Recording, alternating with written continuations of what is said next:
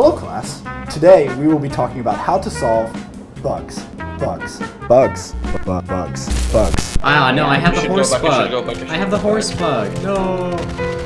How does jumping out of being held into the air cause a speed boost bug? The problem lies in where if you do not have an extra letter to censor like I'm about to do, it crashes your game because it's trying to censor a letter that doesn't exist, which... There are a lot more maps, so I'm pretty sure there are a lot more bugs you can find. This bug, close game and don't reopen it. I don't want to fix it. No, I'm going to play Genshin Impact now. Oh no.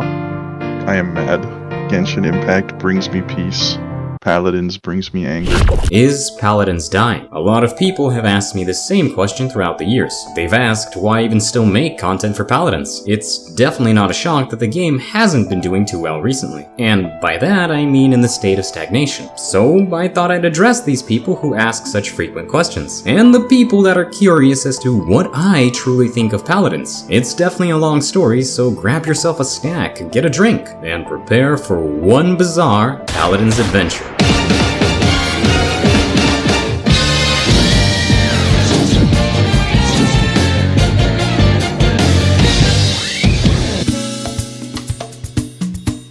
It all started off with a young, naive Raven, looking for a new game to play. I had just gotten burnt out on TF2, and had my fill with Rust.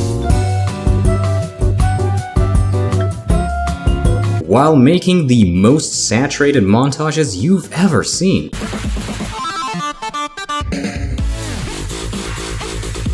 Yeah, those got mixed results, so I needed something similar. Something that could fill my craving for FPS-based games, and team-based ones as well, all while holding up that casual demeanor that TF2 so graciously provided. It had to be a masterpiece, made by the best company you can imagine. It had to be grand. But with a reasonable price tag, of course. And so was settled. Paladins, Champions of the Realm, would be my very next game. But what was Paladins? Well, according to its wiki, it's a sci-fi fantasy dungeon punk world. Seems about right. Paladins was a never-before-seen first-person hero shooter, with a catch, free on launch. A project born from tired Mercy one-tricks who decided, you know what? We'll make our own Overwatch, with cards, and horses, and not McCree. Now, before you throw that can of Chef Boyardee branded SpaghettiOs, raised in righteous anger, I do not believe that Paladins is a full-on clone of Overwatch. And then you have Alfonso. Now, I know you're thinking, Reinhardt, right? No. He has a flamethrower, okay? And he can charge. And what's really cool about this guy is that he gets this big shield. So I installed it with haste, honestly, not expecting that much. Once I was in, I went through the tutorial. Counter Sentinel, head to the objective now. Objective 156! It left a lot to be desired, and was immediately met with the game's loadout system, which basically boiled down to a TF2 item card game. Yami would be very disappointed. Calm down, Kaiba. It's just a game. The phrase "it's just a game" is such a weak mindset. You are okay with what happened. Losing. Imperfection of a craft. When you stop getting angry after losing, you've lost twice. I play my momentum face down and end my turn. My grandpa's deck has no pathetic cards, Kaiba, but it does contain... But the more I played with it, the more I realized it was actually far more in-depth than I thought at first glance. In fact, you could completely change a champion's playstyle, their entire identity really, and all that with a few simple clicks. You can imagine how overjoyed my team was when I proudly announced that I'd be playing Damage Pip as our only support. A few moments later. Apologies. You're just pathetic. Nothing to apologize. You're like every other Pip I've seen. Worthless. You don't even know how to build your damage tree. And with that all figured out, I was off, dominating the realm, slaying everyone in sight.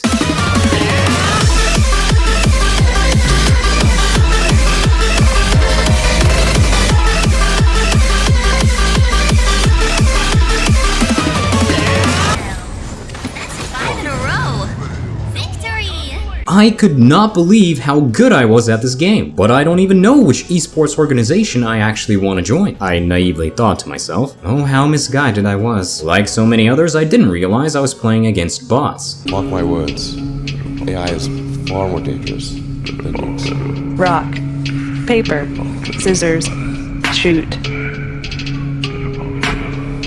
I won. This is a good beginning of my plan to dominate the human race.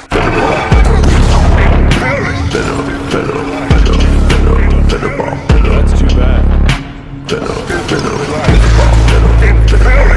Last one stand and win. You see, the game decides you're not good enough to play against real players, and pits you against their very own AI. Again, it left a lot more to be desired, but I still had to pick a main. A bow, edgy hats, a raven? Nice! I was certain that I had found my main. However, I was about to find out how unstable Paladins actually was. The champion I had chosen, probably due to them making up lore as they go, and having a future bow release champion, had a complete visual rework. Time to limber up. Your focus determines your direction.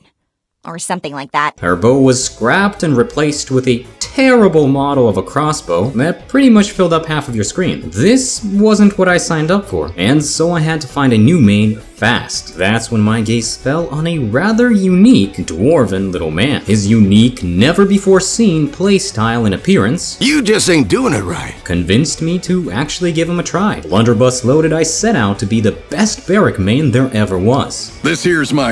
Where did I go wrong? But then I got bored. Honestly, at this point I was actually running out of options. And that's when I saw him. Majestic, bulky, a machine of mass destruction. Buck.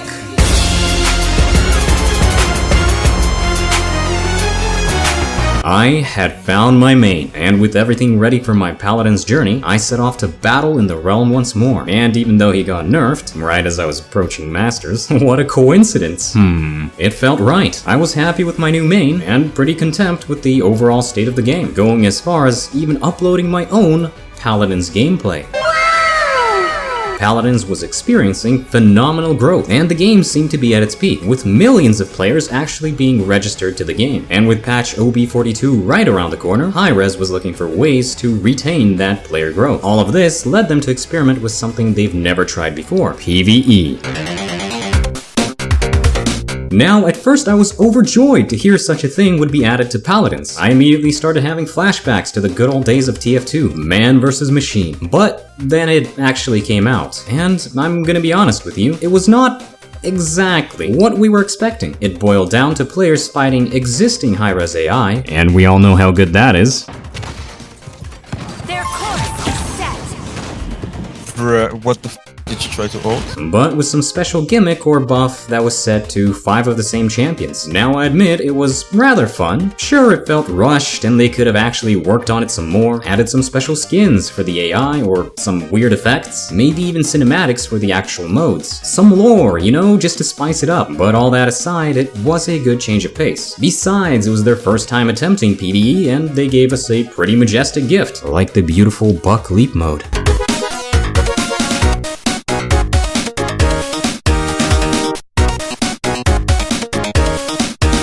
One of the main problems of this new PvE mode was it being a co-op experience, meaning new players would join this mode expecting to test out a champion, or just learn how to play the game, and be absolutely obliterated by the steroid-using bots.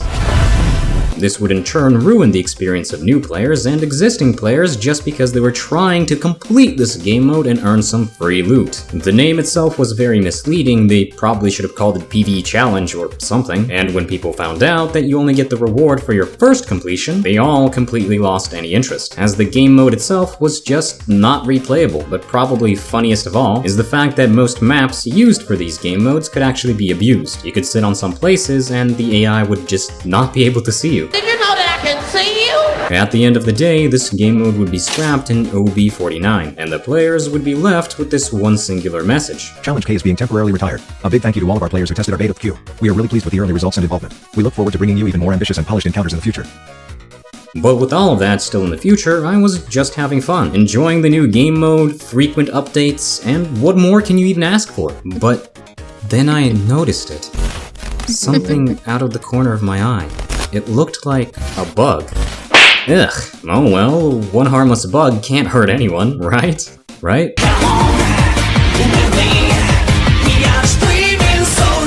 gotta be kidding me! You've got to be kidding me! Bugs, bugs, bugs. Bugs everywhere. Every update adding more and more of them before they were even able to fix the old ones. Shoot through walls. Alright. Please reinstall. Get way too high or far too low. You're too slow! Punch through walls. Don't like the ground? No problem, you can fly around. Is aiming too hard? No more hitboxes. No more hair. Ultimates? Who needs them? Oh cool, now I don't get to use my ult until I die. Woohoo! I sure do like me some fishing, feller. Oblivion. Are you a bad player? Off to the practice range mines with you. I'm stuck in training grounds now. It'll just keep doing it over and over. See through walls. It's permanent wall hack. Assert dominance. Bored of spawn? Well, you can leave. Do you want a specific champion? Okay. Naisuru Mimuru, what am I picking? Let's pick Buck, let's pick Buck, let's pick Buck, let's pick Buck, let's pick Buck, let's pick Buck. I'm gonna regret this. Let's pick Buck. Well, too bad. Infinite ammo.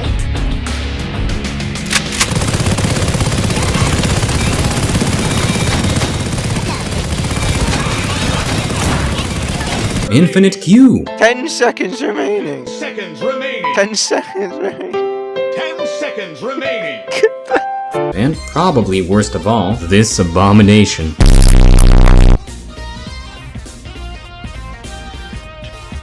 Look how they massacred my boy.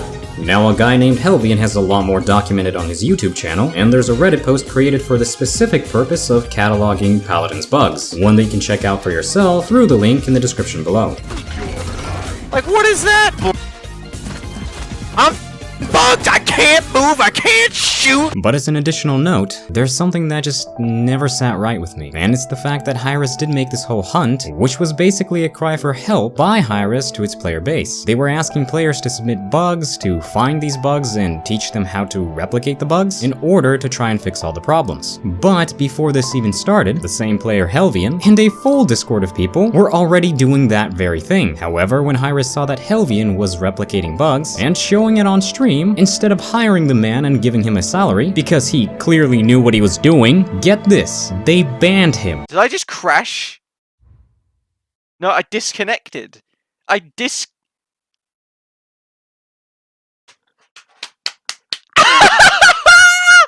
Yup, they straight up decided to ban users that were showing the bugs live. And sure, you can claim that they were teaching other people how to replicate these bugs, but these were people in context who were so frustrated that Hi-Rez completely ignored all their bug reports that they resorted to publicly showing the bugs, which kind of worked, because whenever they showed a public bug, it was fixed within weeks. Think about that. Bugs that existed for years were fixed in weeks when Helvian actually showed them. So in my opinion, even though he doesn't care himself, because he's a chill guy, I believe Hi-Rez owes him an apology along with every single player they banned or silenced for doing their job for them. Alright. All that aside, every game has bugs. It's not like you can actually exploit them as, I don't know, means to win you the game. The problem lies in where if you do not have an extra letter to censor like I'm about to do, it crashes your game because it's trying to censor a letter that doesn't exist. Ass.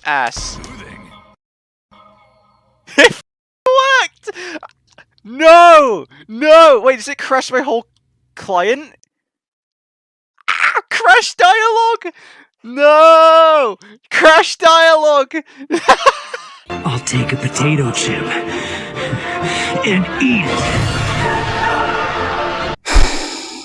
But now for a word from today's video sponsor, Outplayed. Have you ever made an epic play and just thought to yourself, man, I'm good at this game? Or possibly just saw something on screen that you'd like to save? Well, with Outplayed's video recording software, it's no longer a concern. Outplayed is completely free to download today and allows you to capture your best moments in gaming or just everyday life. The benefits of Outplayed are a built-in video editor, which is very simple to use and has the option to clip and ship any parts of your video recording directly to your friends or even any social social media of choice. Outplayed is also extremely customizable and allows you to pick which moments you want to save, from victories to highlights, or just the parts that you yourself wish to record. The file sizes are small and the FPS loss is virtually non-existent. It runs perfectly in every game that I've tested, and the list of games just keeps growing. But if you don't find your game in there, don't worry, because they also have a built-in screen recorder, meaning you can record anything on screen with absolute pristine quality. So what are you waiting for? Get Outplayed for free today. The link to that will be in the description below. And please give the sponsor some love, because they really do deserve it. Thank you, Outplayed, for sponsoring this video, and let's get back to it. HiRez wasn't ready for this exploit to surface, and they desperately tried to fix it. The bug was later patched, and Paladins was surely free of game-breaking bugs, right?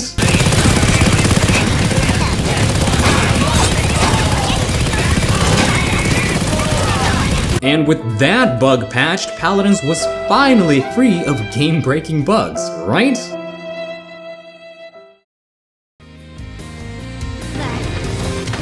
I feel like anything that you set your mind to, your mind will, your mind can create that force. Because your mind is just this powerful machine. And I believe I can be a Super Saiyan.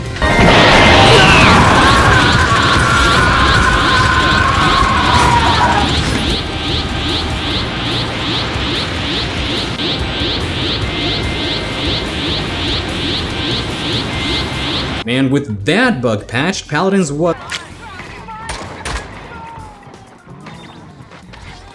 And with... What? What do you mean? And... HiRez? HiRez, what the f was that? I found one for the hunt. My point is, Paladins had a lot of game-breaking bugs, but I don't believe that HiRez just didn't care. I do believe they genuinely tried to fix as many of these bugs as they could, but eventually they ended up getting overwhelmed because the sheer number of them was just astonishing. 3, 2, 1. Welcome to Bugadon.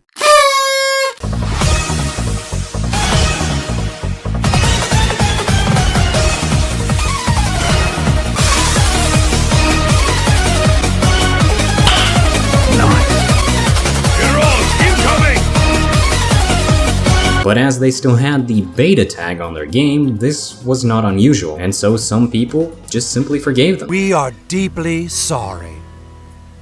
We're sorry.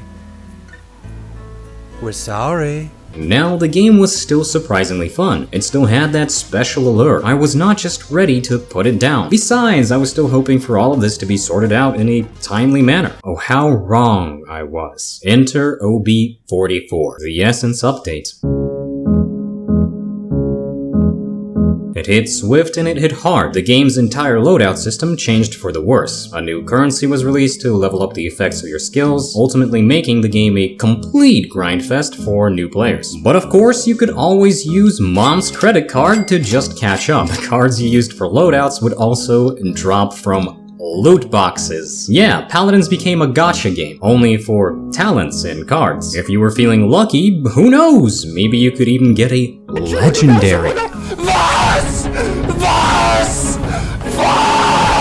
Now do keep in mind this was a first-person shooter, not a card game, yet the buffs you got from the cards could easily win you a fight against someone that was far out of your skill range, just by simply having a higher set of cards. This update obviously brought a wave of outrage on social media and the community forums. But surely HiRez of all people would have an answer to calm these outraged masses. HiRez, it's time to stop. Oh no. But not all was lost. HiRez did end up lowering the cost of cards after extremely large amounts of backlash, thus reducing the time it would actually take to grind out these cards. And so the update was passed with the HiRez stamp of approval. Meme! Approved!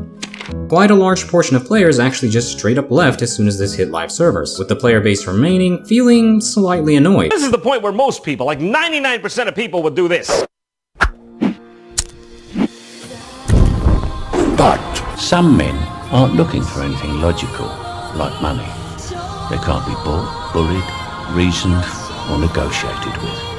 Some men just want to watch the world burn. I myself was not ready to just give up on the game, and I guess you could say most of us, including me, just felt invested. As a veteran player, I had all the cards and just felt contempt with the game, so we continued to play, adjusting to the new frontier, and I suppose learning ways to just cope. I personally considered knitting. Time went on as everything stayed the same, with minor balance changes along the way, and the occasional new map or champion. Then HiRez decided to add memberships. That's right, for a low price of 200 crystals, you too could be a very important person. VIP for short. This system would introduce a fourth currency to Paladins. Okay, but why though? And give members access to exclusive VIP skins, which were later just sold for crystals. How exclusive indeed. All in all, this was a pretty good system and a decent concept. It gave non-VIP users a chance to get free skins simply for playing the game and slowly earning up those points, but it also helped anyone willing to buy skins, as they could now earn any missing currency they had in-game. HiRez also provided a pretty cool system of earning extra VIP points by guessing which team would win in the upcoming Paladins Esports tournaments. So, basically gambling. But it's okay, I promise. You see, it's crystals, it's not real money. It's an in-game currency, so that makes it okay, right? Oh, and of course the VIP also gave you a shiny name with a special title. You're very special indeed, just like my mom always told me. Yeah, no. Obviously it had a lot of room for improvement, and maybe they could have turned down the glorified players aspect of it, but at the time it was a welcome addition. Happy with all the recent changes, I started actually watching and following the patch notes. One day as I was sitting ready to see what my favorite game had in store for me, I saw an unusual update. Clicking on the update brought me to a smiling Martini, at the time lead developer of Paladins, and he was ready to share some exciting news. Hey everyone, my name is HiRez Martini here for the Paladins team, and in OB64 we have some very large and exciting new card changes coming to the realm. But why? Why would you do that? Why would you do any of that? Alright, I'm out. On November 30th, 2017, the official announcement for Cards Unbound was born. Isn't it beautiful? And boy did the community hate it.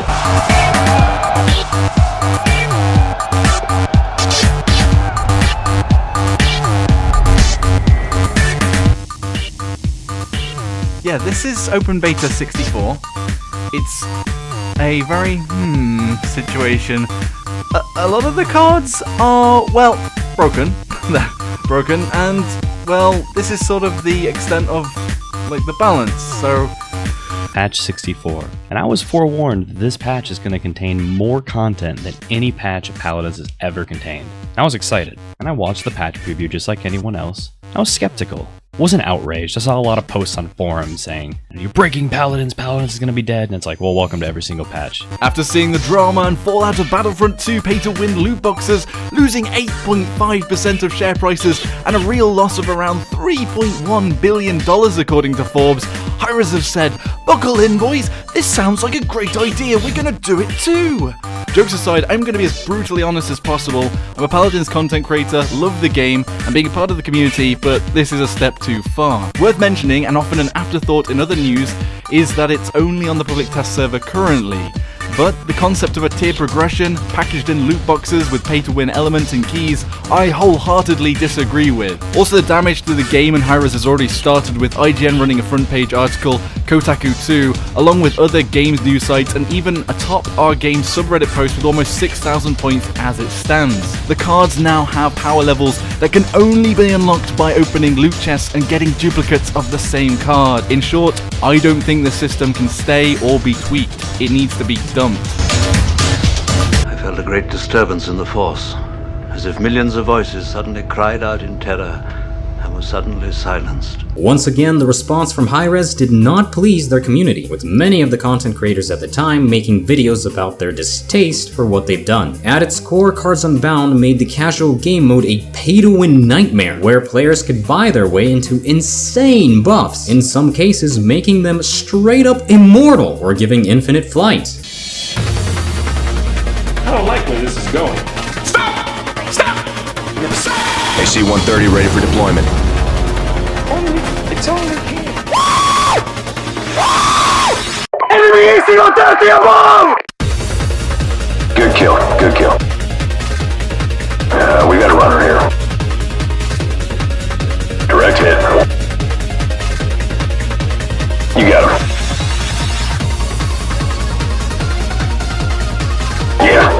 It's right there.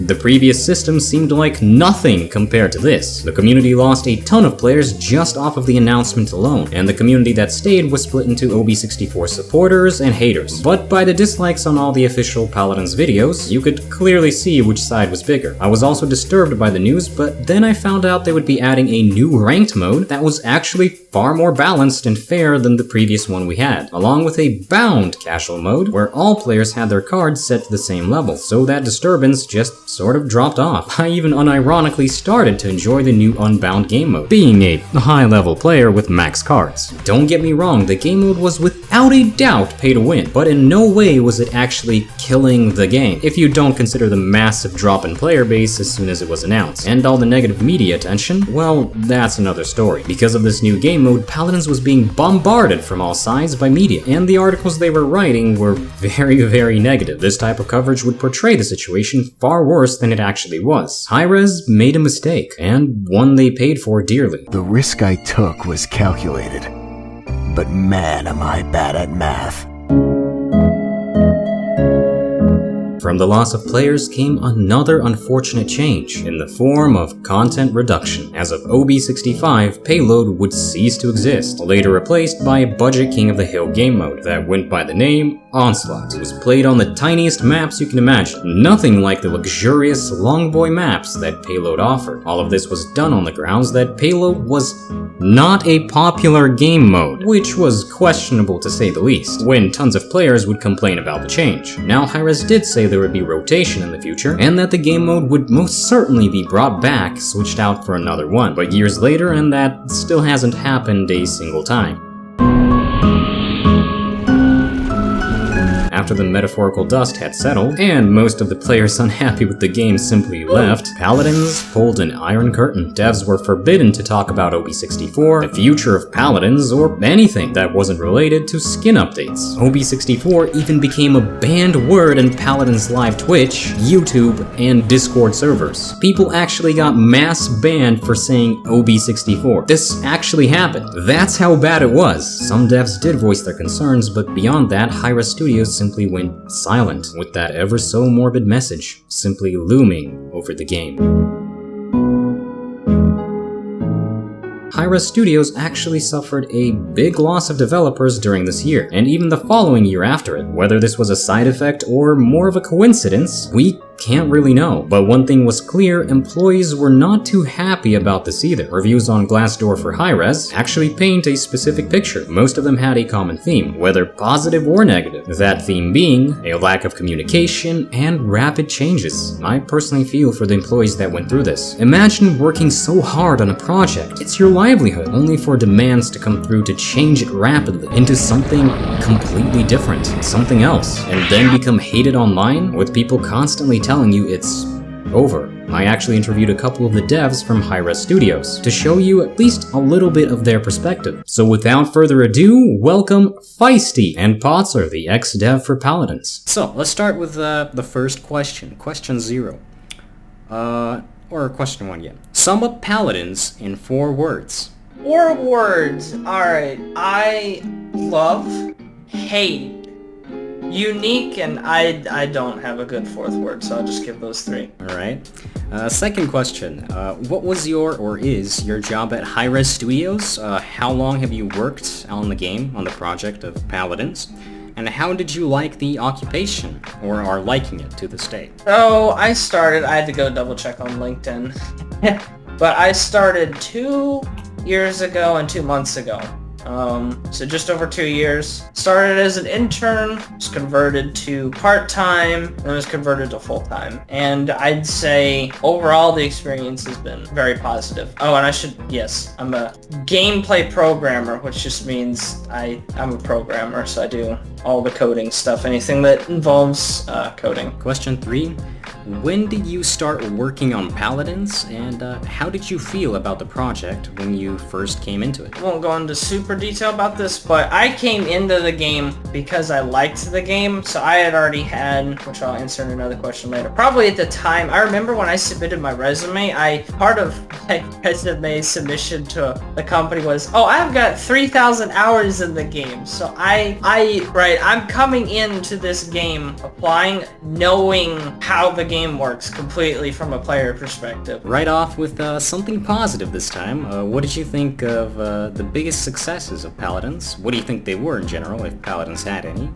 And some strong points, things that the game did differently or better even compared to other games on the market of the same genre. Yes, so same genre. If we scrunch Paladins down into hero shooter genre, I mean, I guess we could give Paladins success that it's still like one of the only hero shooters that are still alive. There was, I can't name them because I never played them, but I know a couple other studios tried to make hero shooters and they never caught on. They died. So you have to give Paladin some credit because the hero shooter is still alive. Question 5, now with the positive groundwork, let's try a riskier question.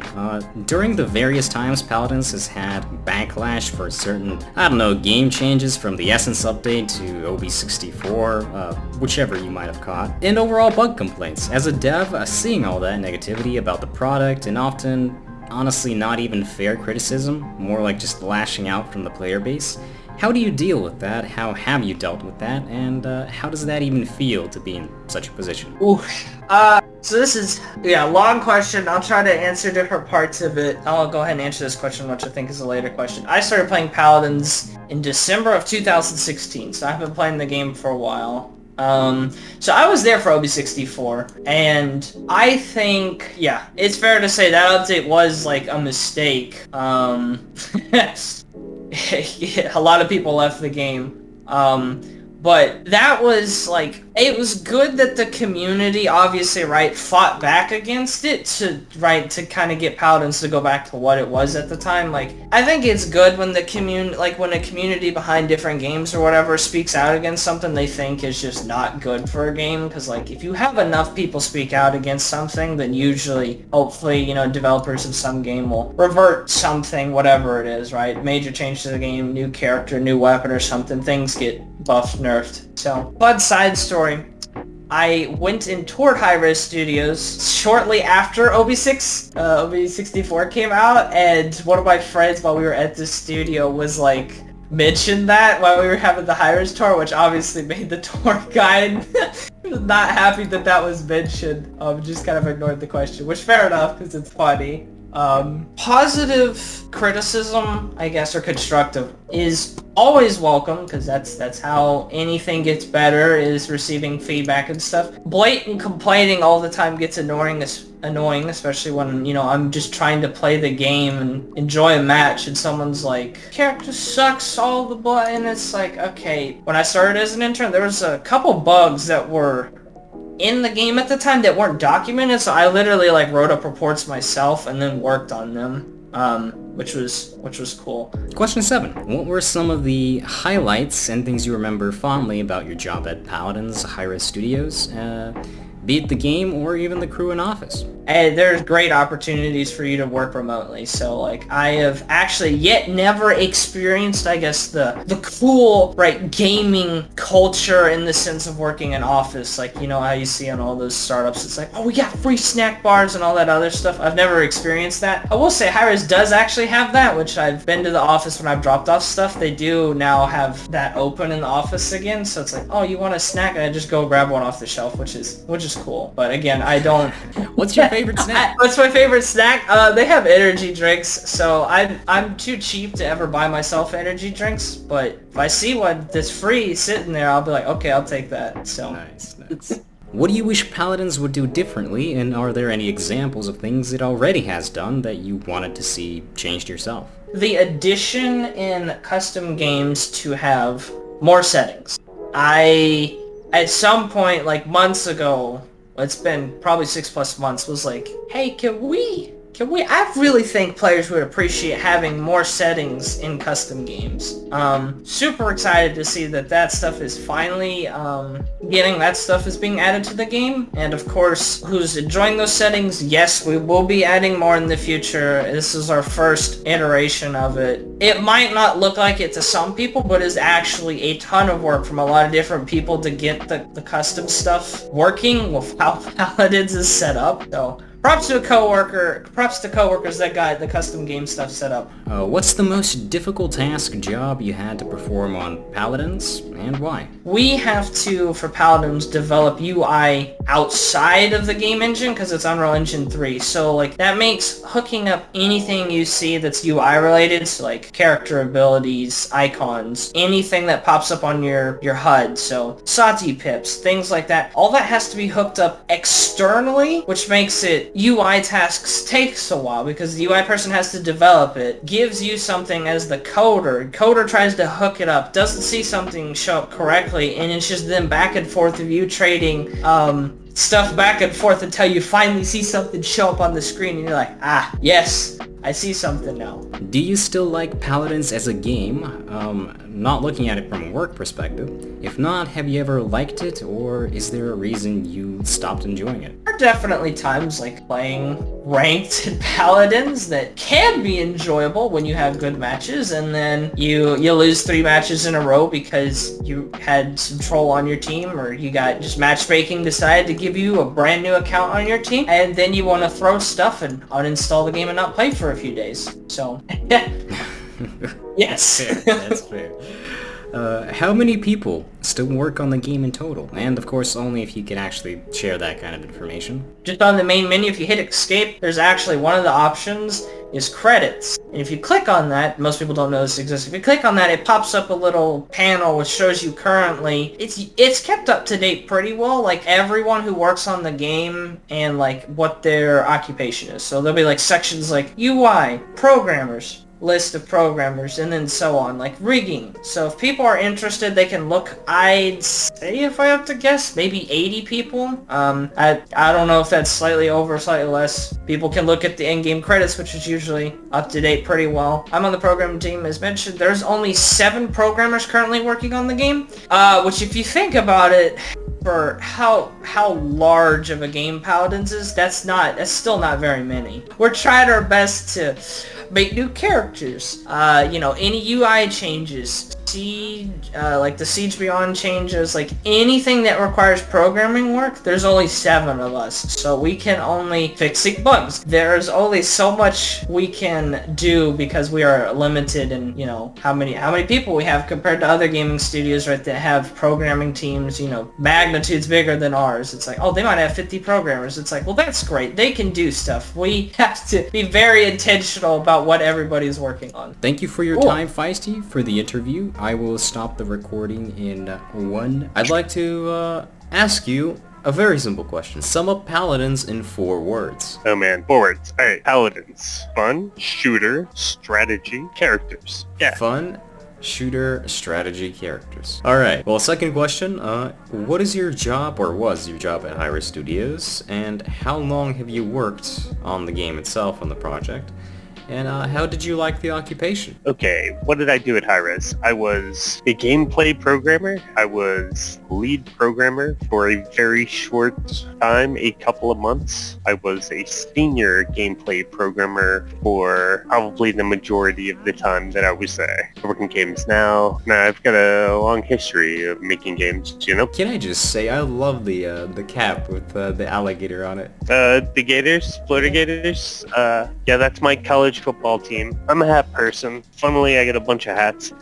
This one had some controversy recently. Paladins strike beanie, nice. I didn't even know they had merch, dang. So during the various times Paladins has had backlash for certain game changes, from the Essence update, right, to OB64, like I remember all of it. I played ever since the open beta myself. All the bug complaints, as a dev, seeing all that, and I'm sure you've gone through times where that has happened. How do you deal with it, or how did you deal with it, and how does that even feel on the receiving end? I fell in love with the game of Paladins immediately, right? like immediately. For the first night I sat down, level 1, playing against bots. Oh, we murdered these guys.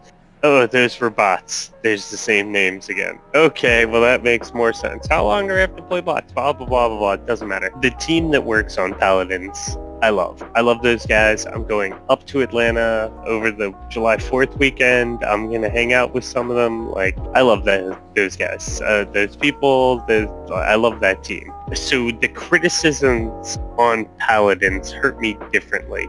The other franchise I've spent most of my time working on is Madden, and that one is highly criticized. I'm not unfamiliar with both sides, weirdly, right? I am the harshest critic of Star Wars that there could possibly be. Seeing something I love and the bad decisions that are made for it, like, they hurt.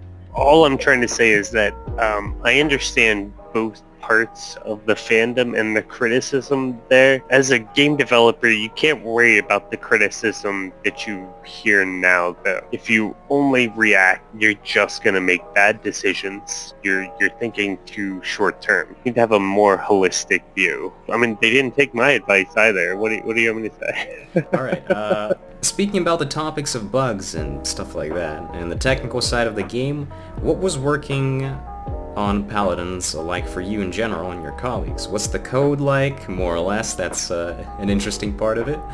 Because a lot of people seem to speculate that the code is terrible, but is it? Like, that's the question more or less there.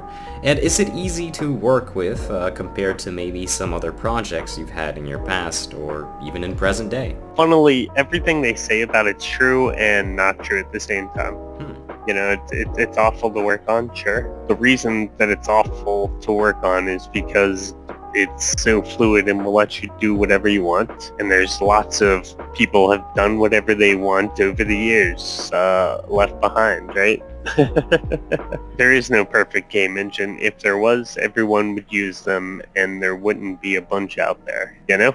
That's fair. Yeah, I'd say an inconsistent development team is the largest problem Paladins has had, right? There've been like 4 or 5 different eras. Back when we were in the office, they had a wall of nameplates, right? You know, you go, you work there, you put your nameplate on your cube. They had a wall of nameplate, like a graveyard of people that had worked on the team. It was horrifying. What is your honest opinion about the future of Paladins as a game? And will it thrive, stagnate, or possibly grow larger? I think Paladins is what it is at this point. It's plenty fun, but I don't think it's going to grow. It's not going to explode, right? It's not like they're not looking at a new engine upgrade. They're not looking at major overhauls or improvements, right? No Paladins 2. I'm like past the time of my non-disclosure agreement. We were working on Paladins 2 and it got like not really Paladins 2 in name, but we were gonna make a spin-off of the Rogue Company code base that was going to be Paladins 2, and it got canceled, and that's when a bunch of people left that team. We thought that would be a great idea, and we were really excited to work on that. Once that was no longer an option, a number of people left, and I'm included in that number. Yeah, a lot of speculation was made about that. I'm not sure if it's the one that, if they still have another one that they're working on, but from Hi-Res Studios... They could. Hey, they could at any point. Here's what I can tell you, is that the people that are still working on that game, this game, the game we love, that is Paladins, I mean, that was part of the question. You didn't ask it, though. I still love this game. I think it's super fun. I love playing it. Whatever. Call me a fanboy, whatever. You know, I'm working on a game I fanboy for again now on the college football game. But when I left Paladins, I didn't think I'd ever be working on a game that I fanboy for again. I'm a fanboy for this game, and the people who work on it, they fanboy for it. So I suspect when I left, they were still asking, hey, let us work on a new game that's going to be like this one, but different. If they make a Paladins 2, I don't think it's going to have, right, Willow is not going to be in the game. Oh, no. Right. Dredge is not going to be in the game. We're not going to have one-to-one recreations of these characters, right? It's not going to be Street Fighter 2 where you know, certain characters get carried forward. That's not going to be what happens, you know? Yeah. What's going to happen is they're going to carry the idea forward, the 5v5, capture an objective, win some points, you know? The team at Paladins is very small, so you have to wear a lot of hats. Doing a character involves at high res is so big. It'd be like 12 people's job at another company, and 3 people need to do it at high res. It takes a lot of people to make a game, especially a game of this scale. Yeah, but as far as studios go, so the defense or the claim that I saw around a lot, especially when people wanted to like deflect any criticism of Paladins, there is that side of the user base, or was at least back then. They would say that, oh, it's the high-res studios, they're a small studio, it's a small studio. It really isn't. It really isn't a small studio if you actually look into the numbers and the amount of workers that go through high-res. It's not. It's just not true. It's not. I'd call that a systemic problem with high-res, but whatever, I have no problem telling you this. I told them this, like, the first day I walked in their building. I was like, your dev team is the same size as the Madden dev team. Like, you are not a small studio. You're basically a AAA studio. You just don't think you guys are. So that leads to you making decisions that make sure that, you know, whichever. High-res has that problem. And the last question, actually, we've already arrived to it. What would you like to say to the players of the game in general that are still playing, and if you have anything in mind in terms of that? I've got a hot take here, which shouldn't be a hot take. Go for it. Be less toxic, right? Just say GG next. If you're mad, say it the same way. Doesn't matter. You say GG, go next. End of story. All right, you can say like, ha ha ha, you were really good, right? I mean, imagine we're on the baseball. You say GG, like, hey, you hated them, you think they played trash and they won anyways? Fine, GG. We bump fists, right? We slap hands, GG, GG. You say GG, you go on. Yeah, I mean, it's not a Paladins problem, it's an online gaming problem. But you asked, so you got my answer. I did. My answer is, say GG. Play the next game. Well, that was the final question anyways, so thank you. Cool. Yep, and all right. That'll be it for the interview. Awesome. Well, we can wrap. Yeah. Alright. Love to see it. Thanks for taking the time. I love to talk to you and talk about Paladins. I still love this game. Thank you for taking the time. I appreciate it. Alright, bye-bye. Awesome. Yeah, have a good one. Alright. Today we got to talk a little bit to the devs. This went on for months and I continued to play throughout this period, even making some content along the way. But at this point I was actually starting to play other games to just keep my mind off of Paladins, because the atmosphere was rather depressing. Paladins sunk deep into obscurity, seemingly having no future to speak of. But then something happened. What was left of the Paladins community banded together under one flag, with one idea and one purpose: delete OB64. It was truly inspiring. I had never seen such masterpieces in my life. Everyone chipped in to do their part. Don't know how to draw? That's fine. The less artistic skill, the better. This campaign of fine art went on for days. The battlefield soaked in ink.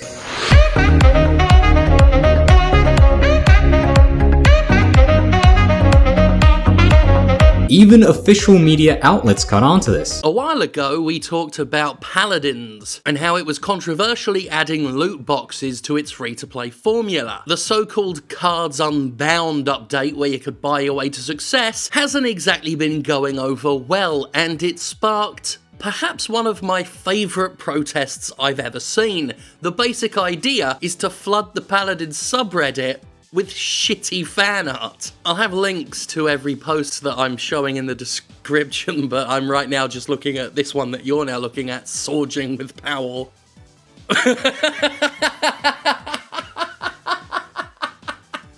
Players dissatisfied with the idea that Paladins is inching closer to a pay-to-win system have taken to MS Paint or their crayons and just drawn the characters really shit.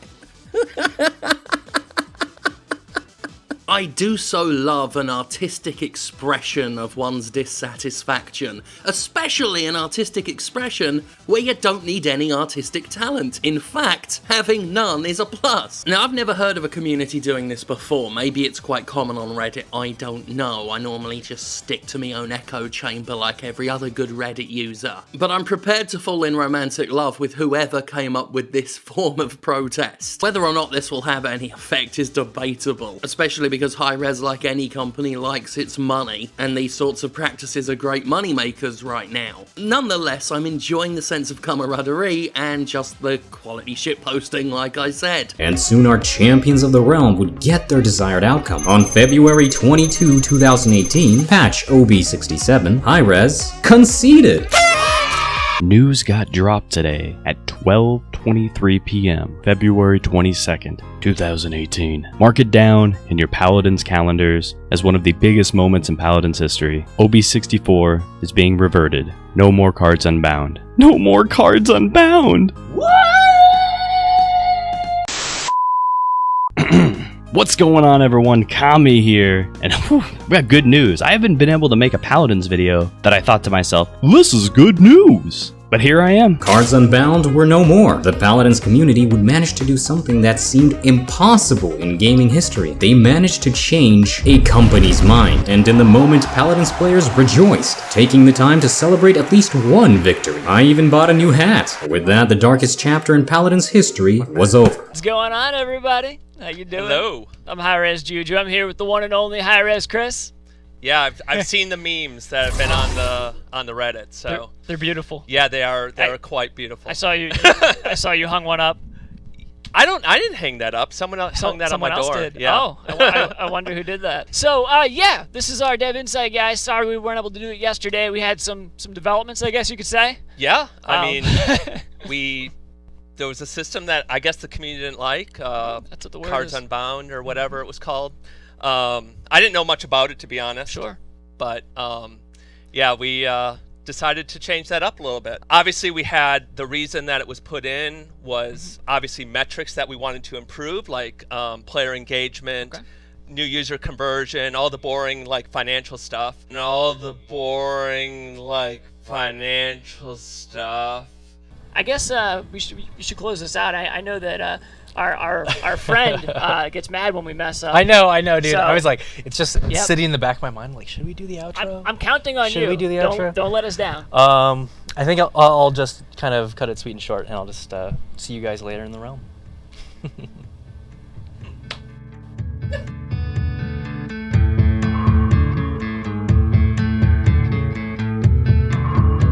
There were a few controversies before OB64 and after it, like almost being sold to China.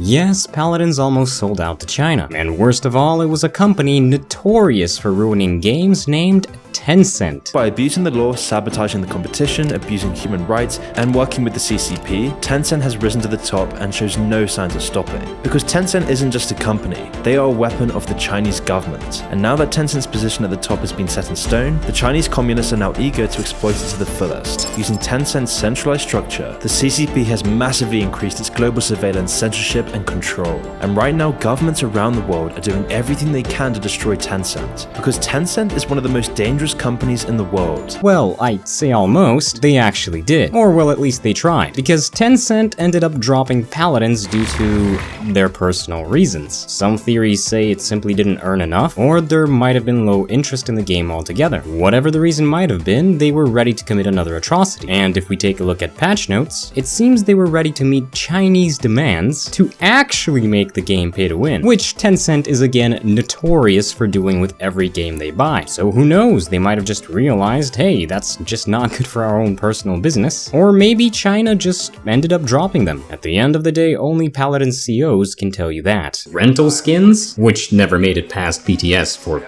obvious reasons. Imagine wanting people to rent skins in a game. Are you joking? The Cover Up Furia Thighs movement, where people on either side were upset over the lack of, or existence, of leggings on a recent champion in the game. But nothing came even close to the controversy OB64 had caused. HiRes Studios even went as far as to promise that pay-to-win content would never enter the game again. A promise that they have kept to this day. But what was the motivation for OB64? Well, here's my current theory. Do keep in mind that this is based off of events prior to OB64, along with snippets of info that I could restore, and Evil Mojo official posts. Paladins as a game was suffering financially due to the loss of players from the Essence update. With this initial failed attempt to monetize Paladins a little bit more, HiRes would be forced to sit down and brainstorm ideas on how to get the revenue flowing again. In their defense, they would be short on time and could never possibly make a fair system in the first place. It's still a huge mistake, but I see them trying to protect their livelihood. A necessary evil, if you will. Now what this says about HiRes is completely up to you, but unlike some other stories, at the end of it, they did end up siding with their community, something that not many companies actually do. The added crystal monetization for voice packs further proves my theory, with lead devs themselves talking about the revenue loss during live streams. Paladins actually was not monetizing at all. It was actually losing money every month. And as a company, that's just not something that we can continue to pour resources into. So a lot of our changes were because we wanted to save the game. So the 200 crystals for a voice pack, think of that as that's your little entry fee to keep the game going. So usually we're not this, upfront about why we do things. Correct. But in this example, Chris even caught me by surprise. I was like, oh. Yeah, I know. Garrett's like, what are you talking about? Don't say that. But no, I mean, Paladins was going to have to downsize the team, potentially go into a whole different way to monetize. Obviously, they tried before I got here to do the cards monetization. The community hated that. Now the system might have failed, but it did earn them quite a bit of money during the time. Combined with a future mixer deal, Paladins was set to live on. But what did it cost? So how was the transition from Cards Unbound handled, you may ask? Well, HiRes announced they would be compensating anybody that took part in the Unbound mode with in-game skins. Hooray! Only it turned out to be loot boxes, and the oldest ones at that. The Diamond Chest. As a new player, you would be happy, but as a veteran player like me, you would have already had all of these skins through supporting your favorite game. This compensation was mediocre at best. I brushed it off at the time, thinking they would just cycle in more skins or add newer skins to the chest. Sadly, this wasn't the case, and even 2 years later when they actually added more skins to that chest, they were for the most part old skins. And for 2 years I couldn't even open the chest. HiRes, I just want to open the box, please! Besides the compensation, barely any media coverage was given to the removal of Cards Unbound, and a lot of people still think it's part of the game. That just shows you how much media likes to hate everything, but when someone does something good, media never applauds it. Because good things are not a story for media. They only prey on pain, and that's my personal opinion. A lack of trust was seen throughout the remaining community. The core surprisingly continued to remain. Paladins finally stopped dropping into obscurity and simply went stagnant, which was better, I guess. And that's when HiRes Studios had an innovational idea. Let's make a battle royale!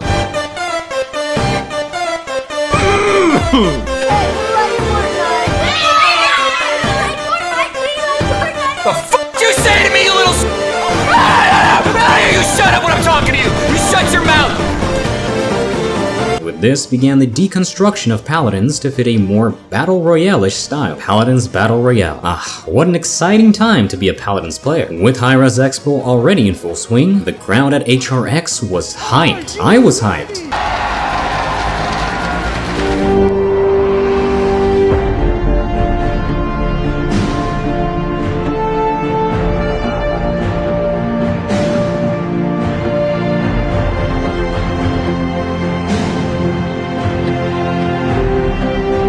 Besides the entertaining event itself, where the community was coming together, meeting online friends, cosplay contests, and even the Crown Esports event, we all heard rumors of a special project, a project that was about to be revealed. Now, we've got one final announcement, because there's a very special project our team has been working on. This is yet another brand new game mode, and it has its roots in one of Paladin's older game modes called Survival. You know, when we turned off the Survival mode, we said we were investigating how we could bring this back even better than before. And I think our team ended up putting together something pretty incredible.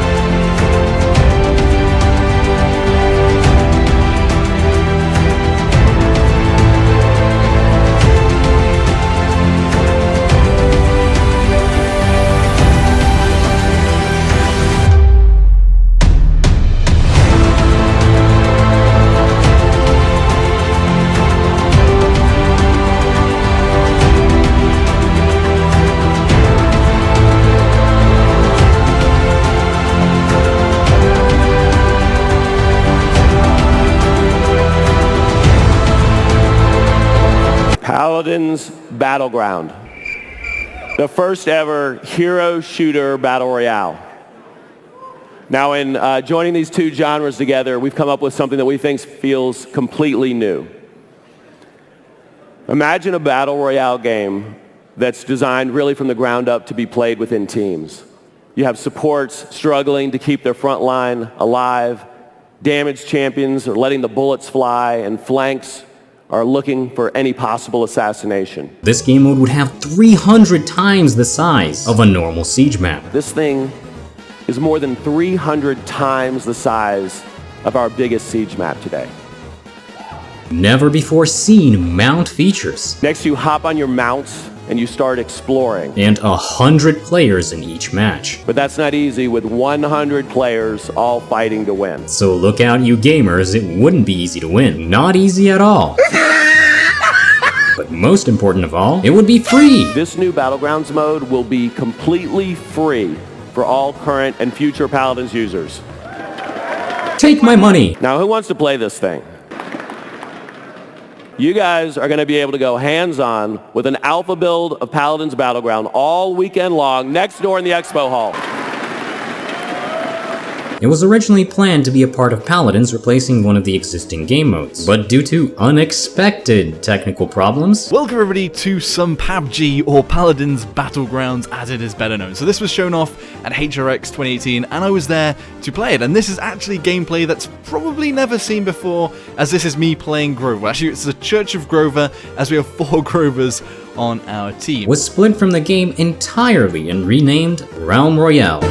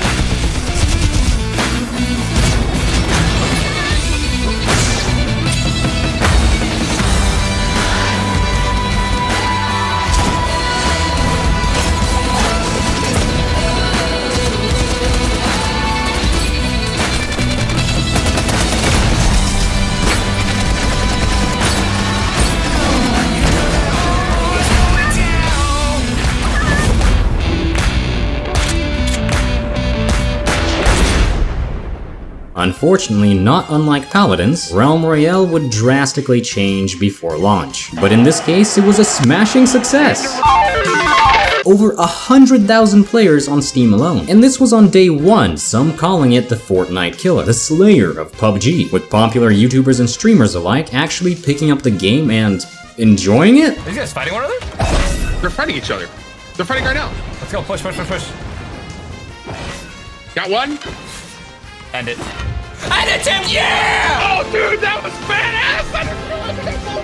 100% win ratio, baby. 100% Crown Realm Royale. What's this game? We win. We win, dude.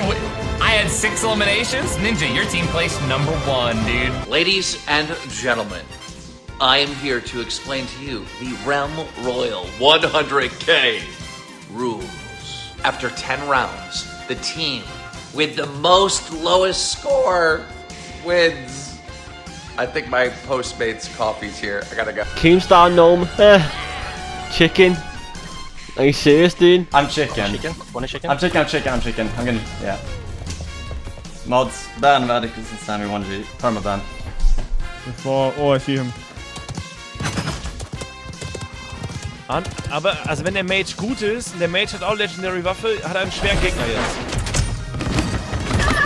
Woo! Got him, dude. And last kill. Full! Woo! Let's go, dude. Let's go, dude. But wait! There's more! Almeno in sto gioco non si crasha e scrivono culo culo.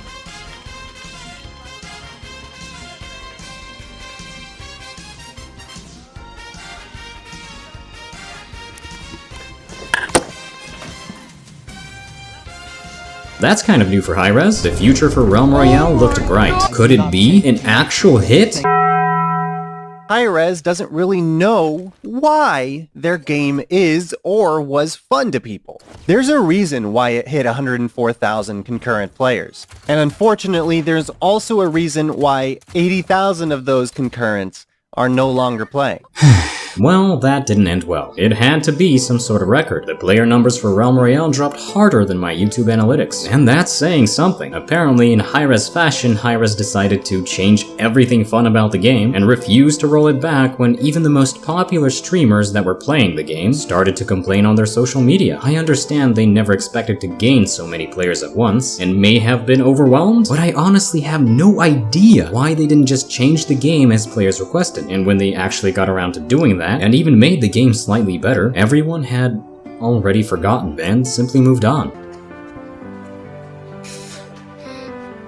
Best part about it is when you're playing Paladins and you want to change up the game mode, you don't have to change the game now. You still stay in the same client and you end up playing Battlegrounds, which is awesome. Yeah, I'm actually just recently a pro player in PUBG. Fun game. I think this game's going to rival that. It'll be up there on my list for games to stream. I would definitely recommend this game if anyone's looking to try it because it's completely amazing. By the time you probably got to see this, it's going to be in better condition than it is now, so highly recommend it.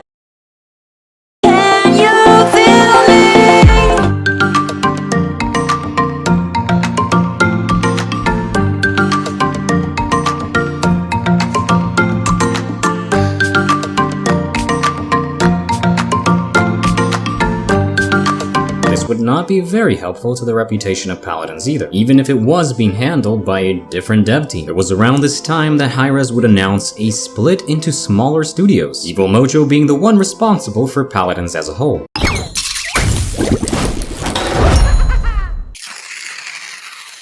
Oh my! M for short, because saying EM every single time just feels wrong. Even though they already knew what was up, the player base played along, occasionally poking fun at the needless change. But then something unexpected happened. One of the key figures at Hi-Rez Studios, Todd Howard, the CEO, one of the actual CEOs of Hi-Rez Studios, would be seen leaving a goodbye message on Twitter, and even be made a touching video by Evil Mojo Studios, wishing him farewell. Well, hello viewers. I'm Todd Harris. I was writing games when I was, 12, whatever, and the other kids in the block would say, I'm going to play quarterback for the Cowboys, and I'd be like, I'm going to make video games, and everyone's going to play them. Like, you dork. Go back to the chess club. Who's laughing now? Yes, I was in the chess club. Coincidence? I think not! Hey, this was really fun. We hope you liked it too. Oh, it's time to go. But hey, I say, well, that's okay. 'Cause we'll see you very soon, I know. However touching this may be, it provided a peek into what was actually happening behind the high-res curtain, and even revealed the biggest problem of Paladins today, and that's change of leadership and developers. Imagine, you're a construction worker that was given a project by his boss that was almost complete. You've been given rough schematics of the building, and with that, you set off to finish the build. As you head up the stairs, you notice some brooms lodged in between them. That's strange, you think to yourself, and decide to pull them out. They look ugly, of course. Then you continue going further up. On the walls of the second floor, you see vents placed randomly along the walls. Well, clearly it's not aesthetic, so you remove those as well and patch up the holes. Now at the very top, you see a hot air balloon tied to a pole. At this stage, you're seriously confused about what you even walked into. After you deflate the balloon, for safety measures, you decide to finish up the work required on the building, and then proceed to turn on the power. Everything seems to work at first, but suddenly it's becoming really hot. You go down the stairs to get outside, but the stairs crumble beneath you as you get on the first step. You desperately call management, and they connect you to the previous construction crew, the ones that actually worked on the project before you. They tell you to turn on the vents, as the building has a bad airflow, and that's where all the heat is coming from. Now, at this point, you clearly can't do that, as you've removed those vents. Then they tell you to go down the stairs, and be very careful, as they're unstable, and the brooms that they set up should hold them together. When you let them know that you can't do that either, they tell you that a hot air balloon is installed on the roof for just such an occasion where you're trapped on the second floor, so that you may safely escape the impending doom. Disaster.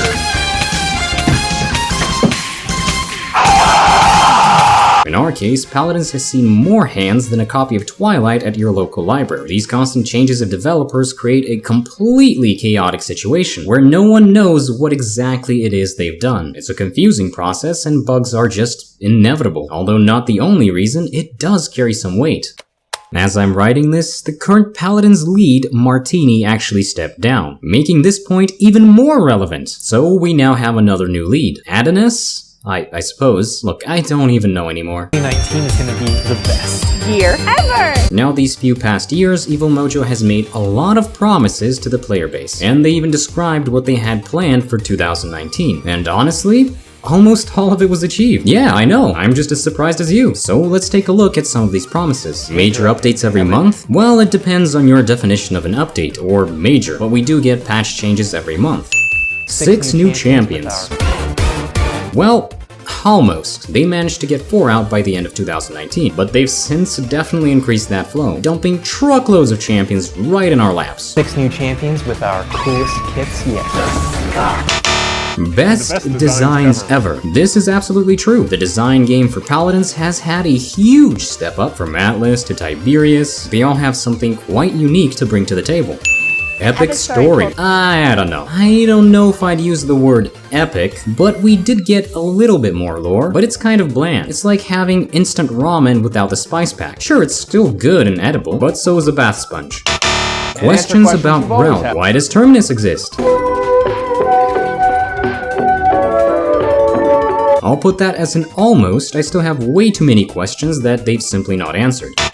6 new maps plus 3 siege. Now this one they did complete, but after that they just stopped making maps. So I'd say it's a win-lose situation?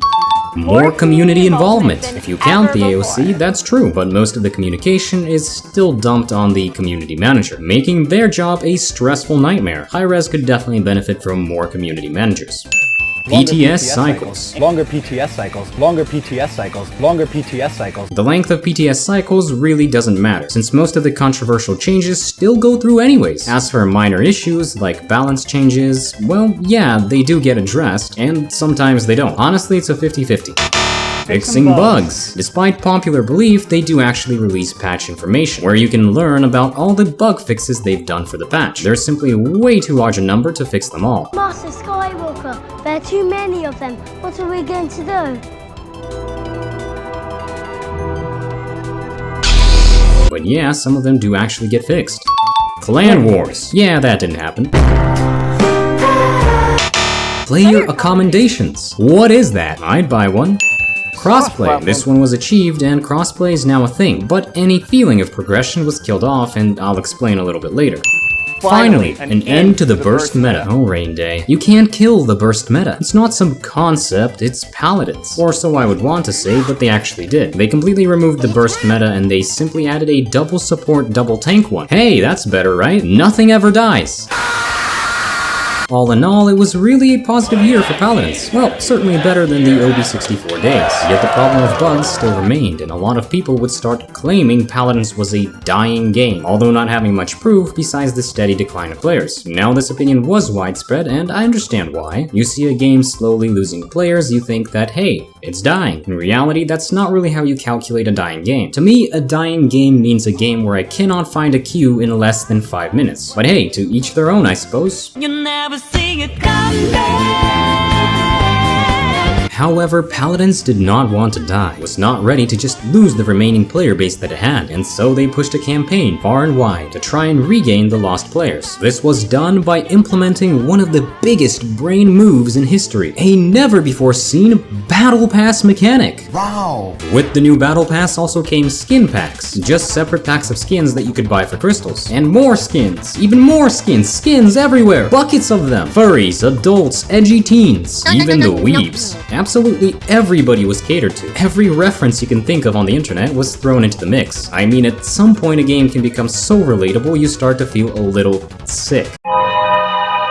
Oh, and whatever this is. But you know what skin will definitely make you be both a better gamer and feel all snug and warm during these cold winter nights? That's right, Raventric festive merch. If you're looking to support me and the channel in style, you can pick up a limited edition custom designed hoodie, t-shirt, sweater, you name it. We got mugs, metallic prints, and even socks. So come on down to Raventric's store for both festive and non-festive merch through the link in the description below, or somewhere in the pinned comment. Well, the game did not improve, but at least you had a cool new top hat. I can offer you this hat right here.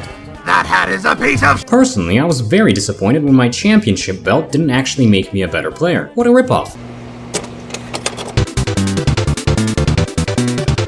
Now let's take a look at why they did this. Paladins is a free-to-play game, we all know that. Their only way of earning any profit is by you buying skins, or any monetizable feature in the game. OB64 left Paladins with half of their usual player base. This leaves Hi-Rez in a terrible position, where they can barely justify maintaining the game at all. Yes, they made a mistake, but in order to keep developing Paladins, they needed to do some heavy monetization. The truth is, without income, developers don't get paid. Who would have thought? And without developers, there's no game. I personally don't think the skins are slowing the game development down in really any way, and a game as a whole benefits from this monetization. What I do disagree with is aggressively shoving monetization down a new player's throat. Even game critics playing Paladins for the first time, and actually enjoying it, have their experiences ruined and soured by this factor alone. I mean, they had Jim Sterling make a video on that. One of the more notable adopters of the idea is Paladins, which is already an avalanche of unlocks and premium purchases that pretty much overwhelms the player when they attempt to see what rewards are out there.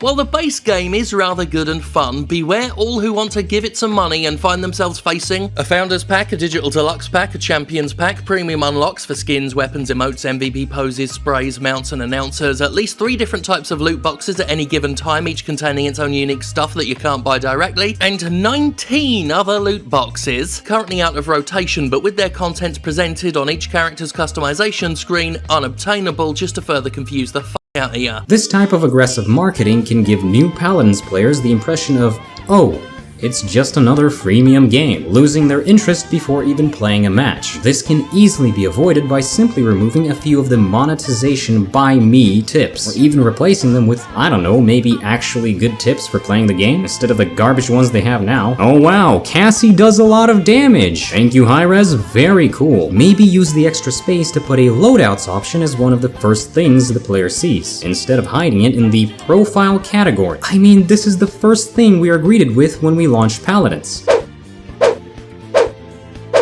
Alright, visual marketing is a good way to sell, but do we really need even more reminders? The game utilizes every monetization tactic under the sun, and you can't help but feel as if somebody's reaching into that pocket for that sweet, sweet green, which to be fair I'd be willing to give for the increase in quality that they've recently done, at least in the department of skins. Hello. Hi, we're the Paladins art team. That's right. I'm Steve. I'm a character. On top of that, calling a skin exclusive when it comes back around pretty often just sounds like another scummy way to get people to buy. Just remove that tag completely. You already have one for limited items. Tone it down a bit, let the players' wallets breathe. But monetization aside, out of nowhere, just like that, came the greatest update I've ever seen. OB68, Siege of Ascension Peak.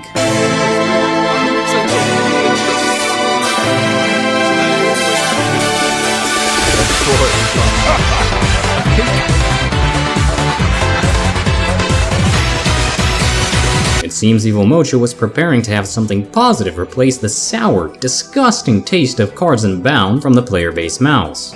Tastes kinda rusty. This update featured new maps, a cinematic intro for the said map, and environmental elements in the form of fireballs raining down on the battlefield as you fight for your life, and the control of Ascension Peak. It was based on the game's lore, and you could either play for the Magistrate, boo, they suck, or the Chad Resistance, that had Buck. I was seriously impressed with what Evil Mojo managed to pull off, and was excited for future content. This was all new for Paladins, but it was really fun to play. I was actually enjoying the game again for the first time in years. And then, out of nowhere, Evil Mojo RKOs that new progress they made straight into the ground. They took a loyal soldier, a veteran who fought for them countless years and suffered through terrible defeats, was the butt of every single joke in their cinematics, yet didn't complain. A champion that was around since the beginning of time. He suffered through every single buggy update, but no, never did he complain. That's too bad. Always looking forward for the future with a shine in his eyes and a happy grin on his chiseled physique. The go-to guy for new and veteran players alike. A champion the player base grew to love. Make memes with. A staple in the Paladins history. And they made him into an E-boy.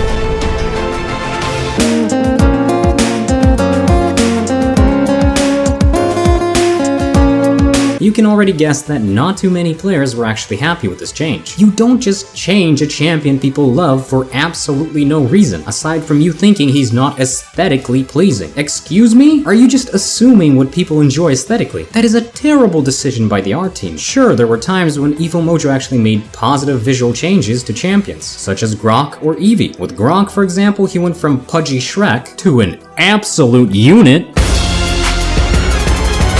But with Victor, they made him worse. He didn't even resemble the veteran he once was, with all the scars that reminded you of all the hardships that Victor went through. Now he just looked like he was ready to burst into song, like just another generic Disney prince, ready to sing a song about his life, or I don't know.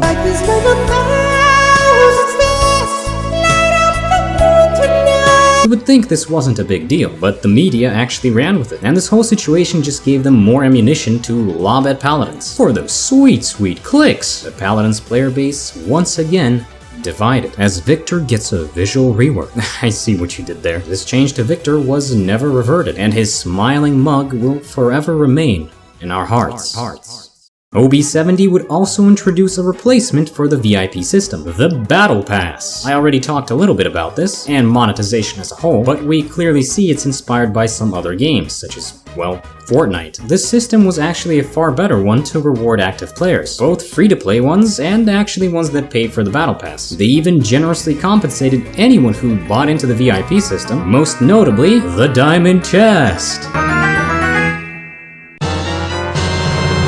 Yeah, I know, I needed way more of those. At this point, the poor thing became a scapegoat for all the mistakes that HiRez makes. Again, the compensation was just good for new players. Existing players pretty much got nothing. I'll take the box! The box! You took the box!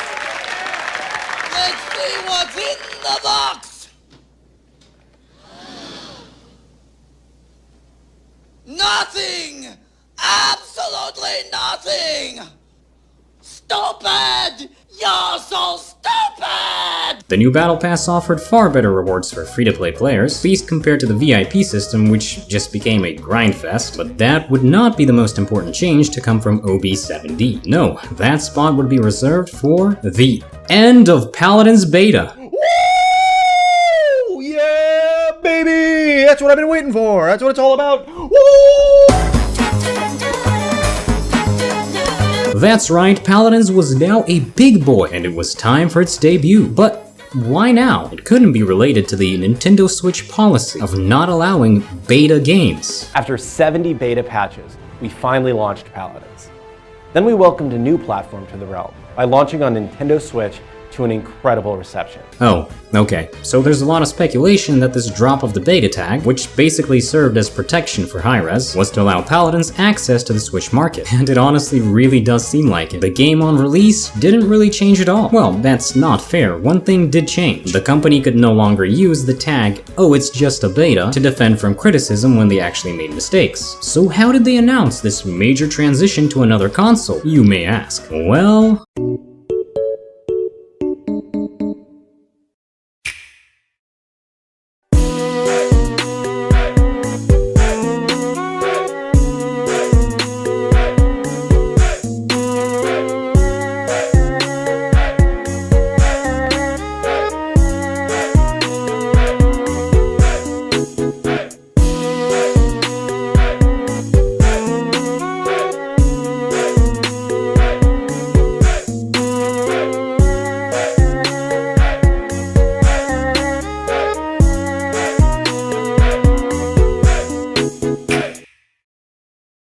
I mean, that just speaks for itself. I really don't know what to add to that. On Nintendo's official channel, the trailer was received pretty well. Paladins had a decently smooth launch, and actually ran at 60 FPS, which at the time was pretty good. Well, close enough. That's the only real negative.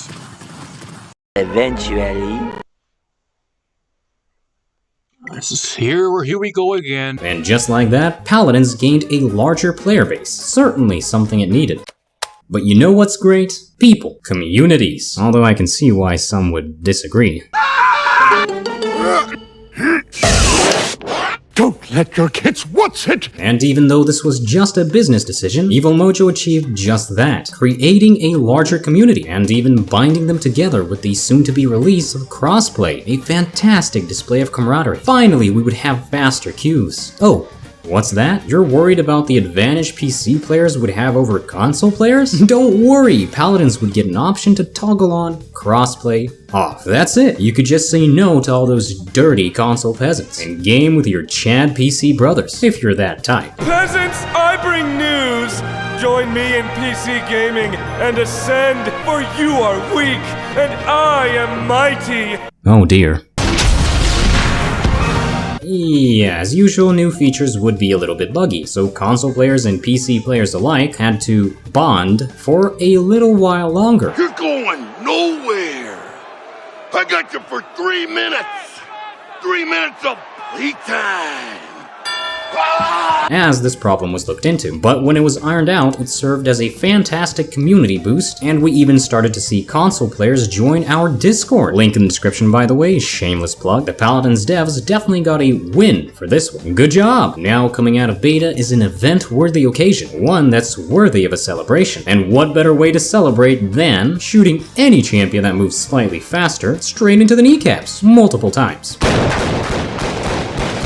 Through the next several patches, Evil Mojo would nerf anything related to mobility, from cards to champions to even base kits, and sometimes fully reworking a champion to the point of unrecognizability. It's like they had a thing against fun. Obviously, a lot of people complained about this, but as usual, the complaints were fallen on deaf ears. This was mainly done to help the console players actually land their shots, but for some reason they did balance changes both for PC and console at the same time. So there were no separate changes for PC and console, they just had one singular balance change. And that was a huge mistake. Now with these slight bumps in the road behind them, Paladins patch 1.1 released, titled The RiseOfFuria.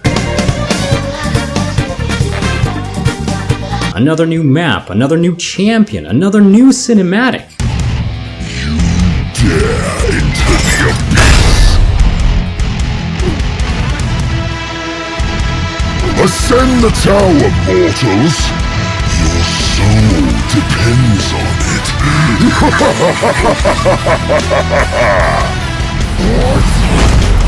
And even a new mechanic, bringing a much-needed change to the Paladins gameplay, which at this point was as stale as a week-old baguette.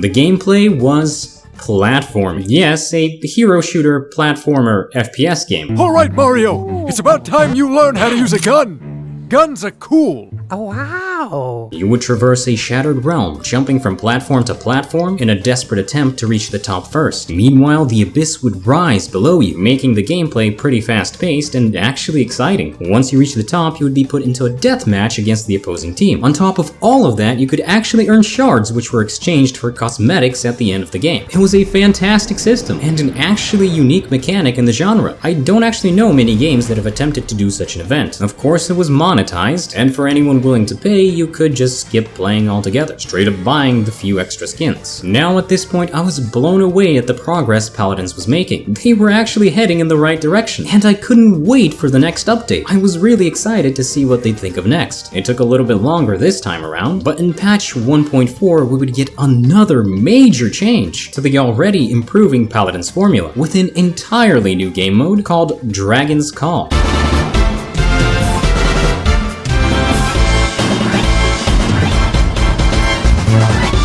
Felt like it was straight out of Rocket League, only instead of cars we would be using the champions that were in the game. And instead of kicking a ball, it would be more of a capture the flag type game mode. Now while this was new and fun, it was easily abused. Key spawn. Match point. Your team has the key. Your team has the key.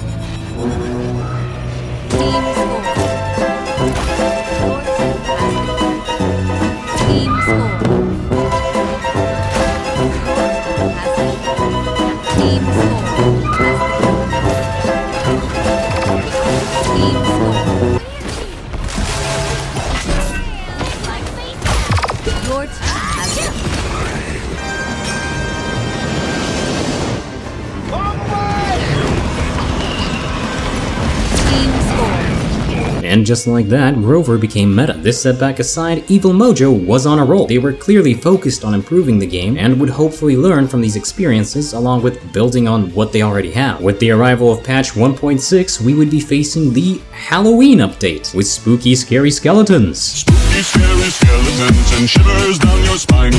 Shrieking skulls will shock your soul and seal your doom tonight. These monstrosities would spawn in the middle of a match and have the audacity to focus me. This sudden but welcome return of PvE would show just how much Evil Mojo learned from the previous PvE experiments. These weren't just random champions with a default skin, they were more like raid bosses, ones that dropped doubloons, which you could trade in for various goodies. The AI was equipped with skins related to the event and looked pretty cool. With such amazing progress, I was actually convinced that Evil Mojo was improving the game. But then it all stopped. They would continue updating the game with skins and the occasional balance changes, but all the cool new mechanics, they simply vanished. This went on for a while, and just as we were nearing a point where our thirst for new content was becoming too great to ignore, they did it. They gave us a desert.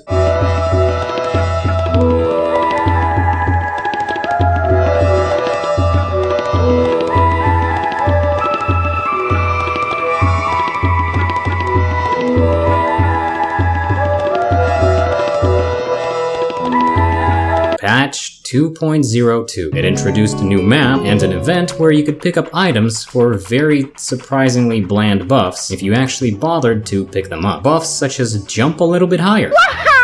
Cool, this fell so short compared to all their previous events, and when you combine it with the fact it took so long to release, it just felt like a step back. Don't get me wrong, it was still fun, and I guess it was a new map, but it felt like more of the same, only without everything that made it unique. Gone were the platforming mechanics, cool cinematics, and PvE encounters. No more would Grover rule supreme. All of it just gone. But that wasn't the end of it. After patch 2.02, we would stop seeing unique events altogether, and sadly EvilMojo themselves said they won't be making any new ones. My assumption is it's because of lack of resources. But why remove the existing ones? All that hard work that developers made was simply swept under the rug. You could bring them back during holiday seasons or something. I don't know, just something extra to look forward to. Overall, this leaves a feeling of wasted potential, but I guess it was fun while it lasted. But while this was all unfolding, HiRez was funding something that would turn out to be their bread and butter for a long while to come. Paladins Esports. Though we are a game studio, you could say that the blood that runs through our veins here at HiRez is esports. And it's time to begin our biggest esports competition ever. Over 35 teams from around the world are here, but only 3 will be crowned world champions. Now, I could start the competition and send it to the desk right now, but I've got a special guest here backstage who might be able to do it a little better.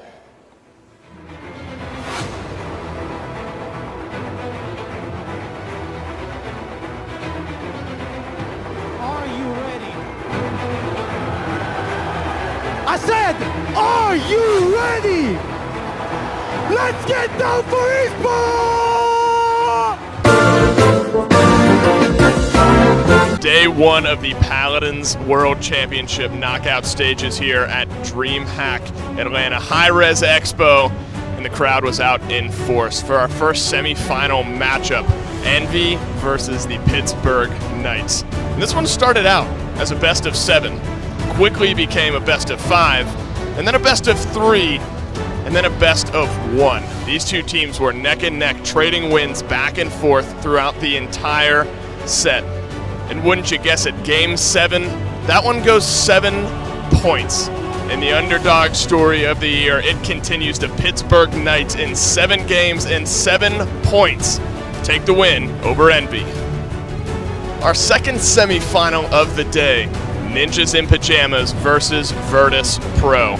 VP, they come into this tournament arguably the hottest team in Paladins, running the fastest play style, but NIP, they were looking to tap in to some of that split 1 pacing. This one goes 6 games, but right down to the wire in Game 6. Both teams through and through, trading back and forth.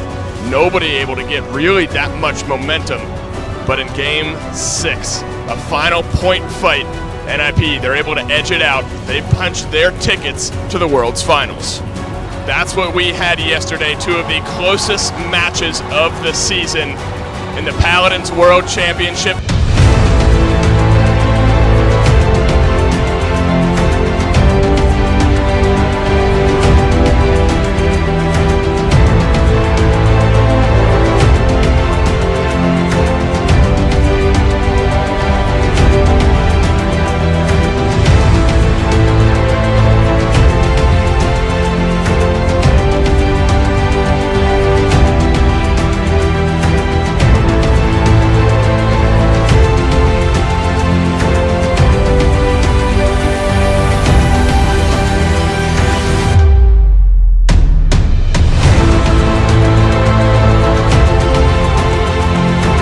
Now for this upcoming part, let's welcome one of my guests for today's video, DJ Farron. Thank you, Raven. So, where were we? Yes, Paladins Esports. This was the best Paladins had to offer. Playing at the top of their game, the creme de la creme of our community. No, touch the button! Oh, Androxus. Well then, but it truly was entertaining. People enjoyed it, and the free drops, of course. Oh yeah, that's nice. Unfortunately, this happy time would not last either, as HiRez decided they would stream exclusively on Facebook Live. Come on, guys, you had a good thing going. Well, at least they recently moved over to Mixer. Get your skins on, Mixer! Oh, it's music in my ears, boys. It's beginning to look a lot like Christmas. Bugs are in the air. Oh, come on! The Mixer deal, for as long as it lasted, offered an exclusive skin shop where you could only buy stuff for Mixer points, which you got by, you guessed it, watching Paladins on Mixer. In case you weren't drowning in skins already, but hey, free skins. That's a positive in my book. With that, the Paladins esports scene continued to thrive. Until it didn't. For whatever reason, HiRes decided to reduce the main event. In total, viewers would get 3 whole sets of pure, uncut Paladins gameplay. Wow. They also decided that the servers would be EU versus NA only. You belong to any other part of the world? Well, that's too bad. Get a visa and move, you filthy casual. You did have the option to play from your region, but the ping would take its toll. The esports side of Paladins was not happy, to say the least. But budget cuts were already made, and business was taken care of. Apparently at one point, console players who trained to compete in one of these events were put up against PC players. Peasants, I bring news! Yes. No. One of these console teams almost made it to top of the World Cup, so I see this as an absolute win for them. You know, aside from the not having an option to face players on an equal ground part. Well, Evil Mojo learned from this experience, and future events had both options available. But as usual, Paladins would run into more bad luck. Mixer, which funded these tournaments in part, would decide to no longer invest in Paladins. And so the pros lost their salaries. Now, clearly this was a problem for them, and it's not surprising that most simply quit. But Evil Mojo still put up prize pools for a while longer, and funded upcoming tournaments in that way, which probably resulted in a far more competitive environment during these last few months of Paladins Esports. All the previously existing leagues were squished into one mess, and professional organizations decided to distance themselves from Paladins entirely, some going as far as deleting all of the previously uploaded player achievements. In turn, we saw a lot of talented players leave the scene, some still playing the game to this day, but just for fun. In the end, Paladins Esports remained, just small, but still just as exciting. Gotta keep the actual marks on. There it is! Oh my God! One Raquel from Kree, from Jera, and he turns the tide of the game, slaying Creatives, Phoenix, Mutu, and unbelievable, it's a full team wipe on the side of Natus Vincere, and Fnatic might have just won this point. Nice on Gera, absolute obliteration of Natus Vincere. The world champions do not know what hit them. Are you kidding me? Are you kidding me? I've never seen a better through time and space than the one we just witnessed here. Coming off very early on, does not connect with any kills, and now Batistina with the accursed arm looking to follow up, able to hit every single shot, and that cursed revolver looking for more as he's able to hit on the back end of reversal. What a flick shot! Are you kidding me? Batistina, someone put a leash on him. He's showing up right when it matters. He gets himself 2 big kills. The players still put up with a lot of questionable choices from Evil Mojo, such as format changes, less games, screen time, region restrictions, and of course, salary cuts. My respect goes out to those who still bear with it. I'm also rather surprised that Evil Mojo continued to host these events, yet it was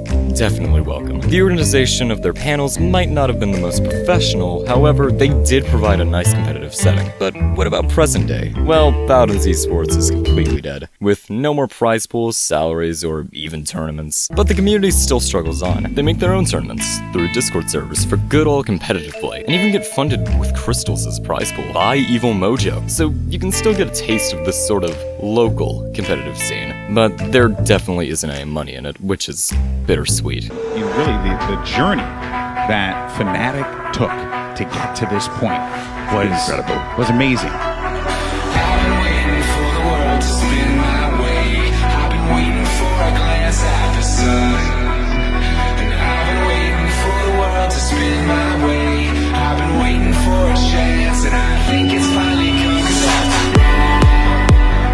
I don't care what they do, and I don't care what they know, and I don't care what they say about me now. No one can touch me now. I'm just flying by. As Blink Ash shot to Soul finds 2 and as many shots. Another blink on Ash. Is that a broom or a vacuum she's riding? Cause the cleanup crew is here. Makoa survives and is sought after but Penta denied by Bugsy. Follow-up shots are good and they roll in chasing Torbot and executing with Blast Shot. Void Grip ain't gonna stop the bloodbath here. And Ash and Shaolin are demolished without a chance. Big King Bomb is here. Poppy goes down. Will he get 2? This is big. Grumpy Bomb. Bomb King doing the work, but 90%. Assert dominance of Fnatic are going on.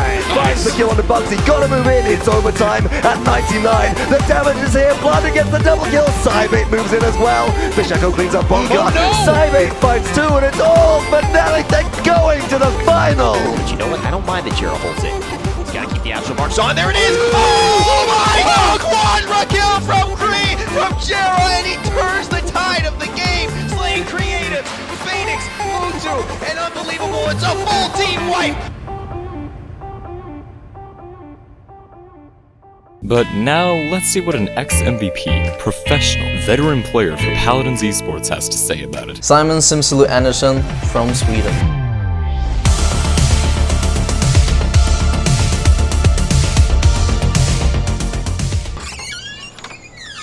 Hey, I didn't see you there! It's me, the one and only MVP of 2017, Simsulu, showing you around the Paladins Pittsburgh Knights gaming crowd. Come in! Don't be shy. So, right here, start off with, we got the main lobby, of course. We got shoes. Here, we have what some people call magic, but honestly, I would probably call this room, since it's mine, the depression chamber. All around me are familiar faces. We got some neat stuff. We got water. Pretty good for you. So remember, drink water. It's good for you. But here's what truly the magic happens. Where we practice day in, day night. We got the food making place with King Daddy, aka Cuss Cutie. Here we make our food pretty simple. We have some potato and homemade bulgogi. Bulgogi. I'm Swedish, so I'm not gonna try to pronounce that twice. VOD review place. It's a bathroom. What do you expect? Excitement? Fun? It's a shower. And you brush your teeth. And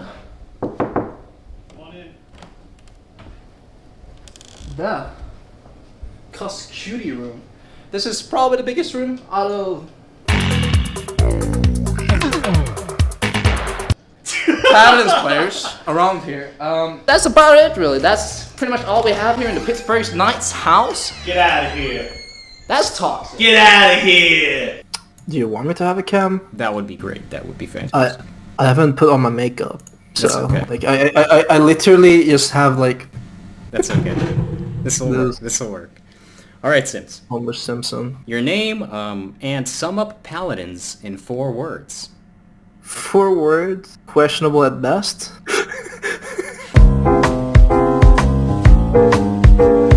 That's 3. Sims, that's 3. Questionable at best. I mean, do you need to Questionable have a is 4th? 1 word. Do you need a 4th one? Okay, fair enough. Fair enough. You got it. Next question. What was your biggest accomplishment in Paladins Esports? What teams did you represent? Not all of them I remember on the top of my head. I mean, besides the obvious, Virtus Pro, NIP, Penta, Pittsburgh Knights, and like before that, it's like people not gonna know me for that. Biggest accomplishment? I mean, winning MSI, getting second at Worlds with an NA team. You know, that is huge. But Paladins was pretty fun. It was interesting. It was certainly like, you know, rough around the edges, but with the huge maps, how you would have more of like a MOBA-centered hero shooter was a lot more intriguing to me because I came originally from the MOBA games, like League, Dota, originally Dota. Who was your favorite champion? Maeve the most, and also mostly known for Maeve, because she had so many like different techs you could do on her. Some a lot more exploitive, like triple dagger and whatnot, that got fixed eventually, but like dagger cancel, desync dagger throws, a lot of like text that might not seem like it matters, but it actually does a lot in like serious environments. But I would say like I was also known for Pip, and I actually like Pip a lot as well, but I like Maeve the most. Currently I'm more of a Sven type of person, Sven standing for 7, because 7 is a very dumb name to have for a champion. Yes, it's incredibly dumb to call your character 7. Hirez. I like him a lot because of the mobility. It reminds me of how mobility used to be in Paladins and how you actually could move around the map. 4th question, right off with something positive. What do you think are some of the biggest successes that Paladins itself had? What makes Paladins a good game in general? Well, I would say the whole concept of Paladins, like just the ground base, if you don't focus on how the game actually performs and how the game plays, if you just don't look at that and you just look at the entire idea of like the item shop, how the champions are made when they work. Again, don't think about like the whole aspect entirely as a whole conceptual idea and execution, but think more about the general idea of what they were trying to do with the game. And I think the ideas behind Paladins is by far the best concept of all the hero shooters to date. Still, probably would make the best hero shooter if somebody decided to just copy basically everything that Paladins tried to do, attempted to do. But sadly enough, the game barely works half of the times, which has been the main problem of people mainly getting interested into it than actually sitting around and actually to play it. But the idea of the item shop, most characters' performs and how they play, they feel smoother than in reality they are, because the character designs for most characters are generally interesting. Eevee, Maeve, most of the flankers, Androxus being still pretty like lame in comparison to like Eevee and Maeve. He's still fun because he has actually like multiple options to himself because of the loadouts. Loadouts is an amazing concept that basically made it stand out even more. I would say like the maps is depressing. In all honesty, most of the maps are depressing, but when the maps are good, let's say like Serpent Beach is pretty interesting to play. I would say Bright Marsh is just a pretty fair map.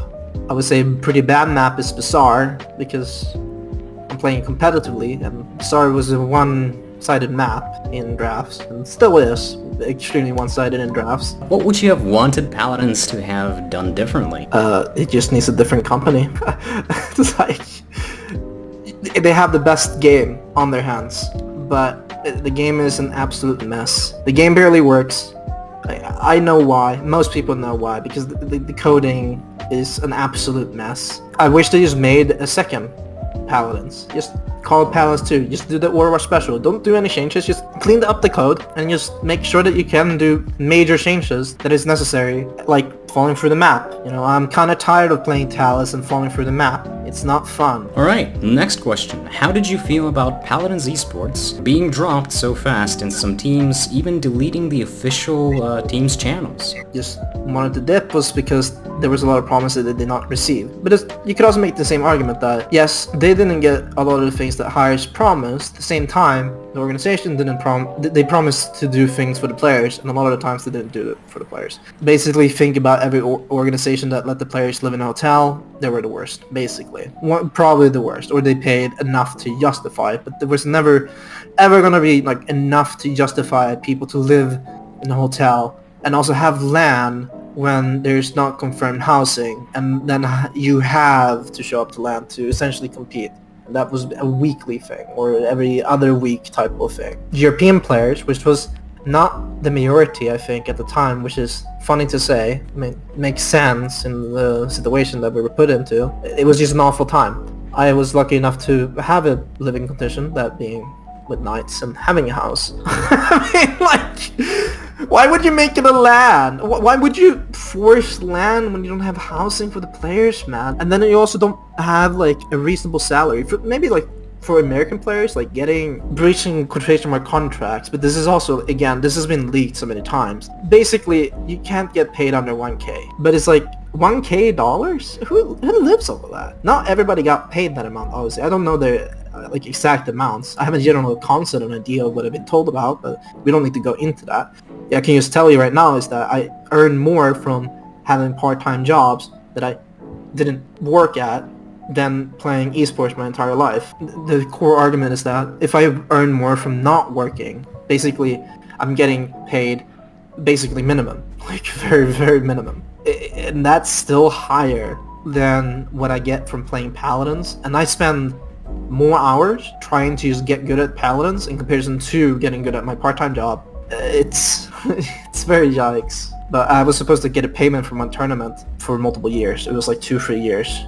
And I never got that payment. I didn't really completely complain about it. It was just a thing that I honestly forgot about, but it wasn't like, you know, in the category of like 2K, 30K. It was like 900 something dollars, I think, which is still a lot. Like 900 is 900, and I earned that set amount of money that I was supposed to get, which I never received. Still haven't received, but I wouldn't make that a big deal. I could care less about it, but I don't think So personally speaking, I never really had a big problem with getting paid from the organizations. When it came to HiRez paying you from tournament money, that was guaranteed. Like it was just HiRez. Like HiRez was the problem with that all the time. Like it took me most of the times. Like I finished MSI. It took me like 3-4 months to get it. I forgot what it was called, but it's a certain program that all of these organizations are in, which is supposed to like help out like esports seats in games. Basically, it's like a boot kick, you could say. Without me going to what those promises were, I think a lot of it, you know, you can just figure it out by yourself what that could be. And a lot of it just couldn't follow through. You could correlate that to also why Navi deleted their YouTube channel for Paladins.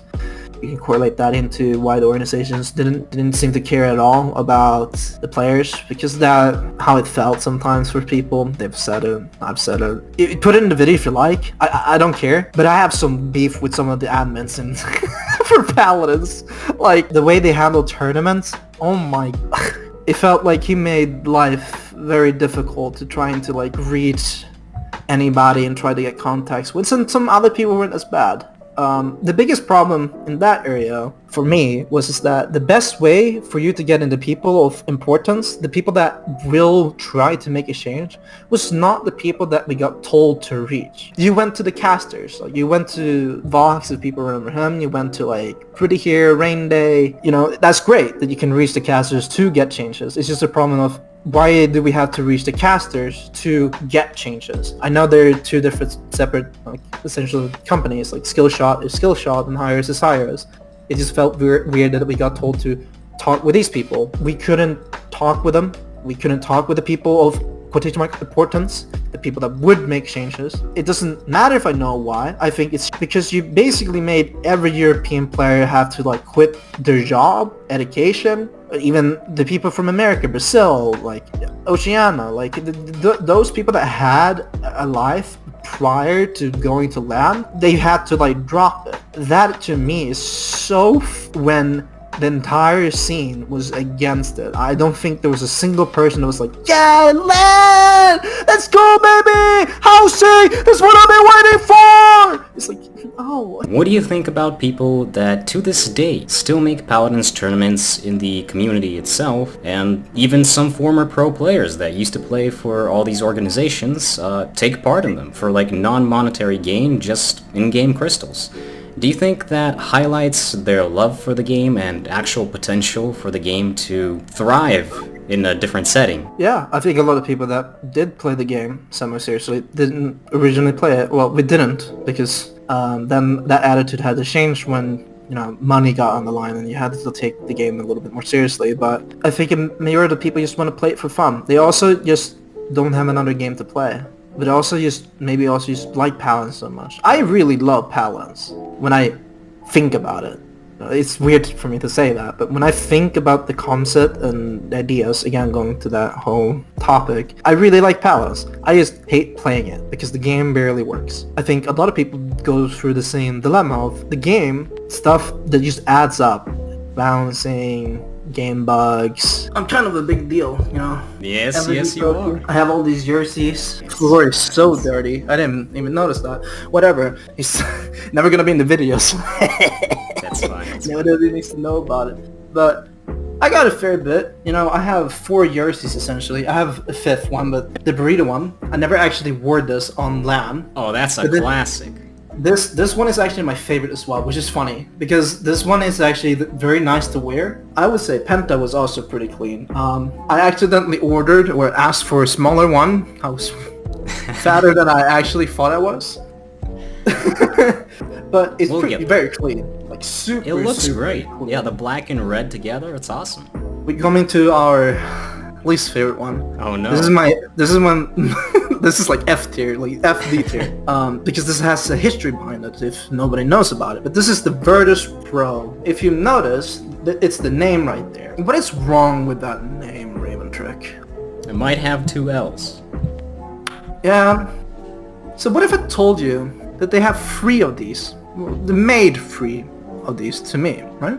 Very nice of them. But all of them have 2 L's. So I was just known as Simsil for the LAN. fantastic. So it's super clustered. It just has a bunch of things on it. I would rate it a G tier. They're paying G tier for G2A. Ah, I see what you did there. So, well, they're paying you a whole well, they're not paying you, but they're paying you the whole $900. They gotta, you know, sponsor you up. Earn that money back. Yeah, Virtus Pro paid me the most. I'm not going to go into the exact amounts, but they paid me the most out of all the organizations, so that was nice. Valorant people got pretty low salaries, even though people made like a big deal of it. It's just the names. So let's say if you're a big streamer, they got paid, but that was more due to them being big streamers. But like the players, like the people that are just good, but didn't have like, you know, 20k viewers, you know. That kind of sucks.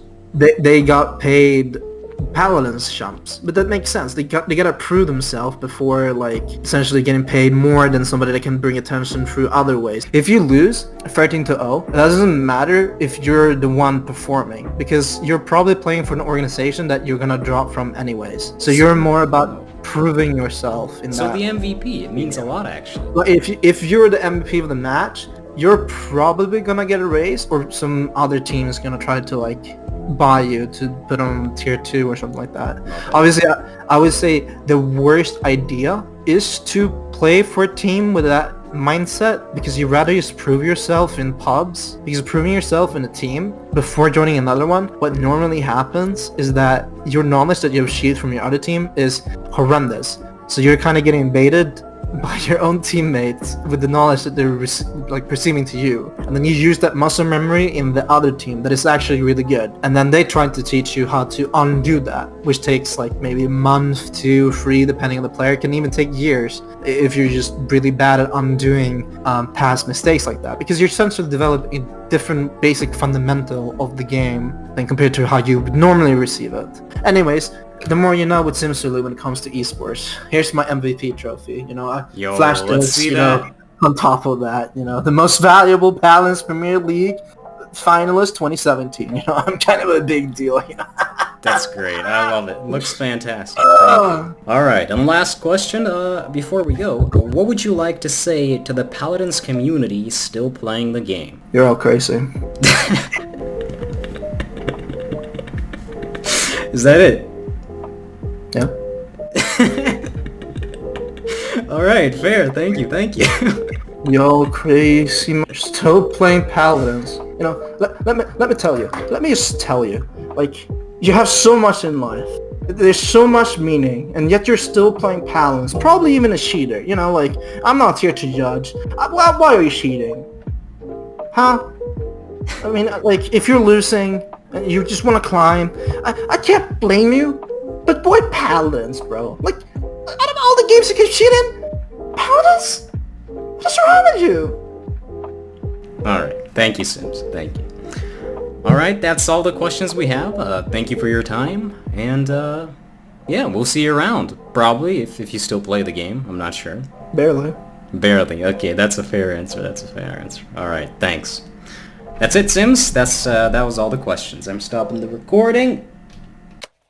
With the game finally smoothing out and a small bump in the player base, Evil Mojo decided it was time for another innovational update.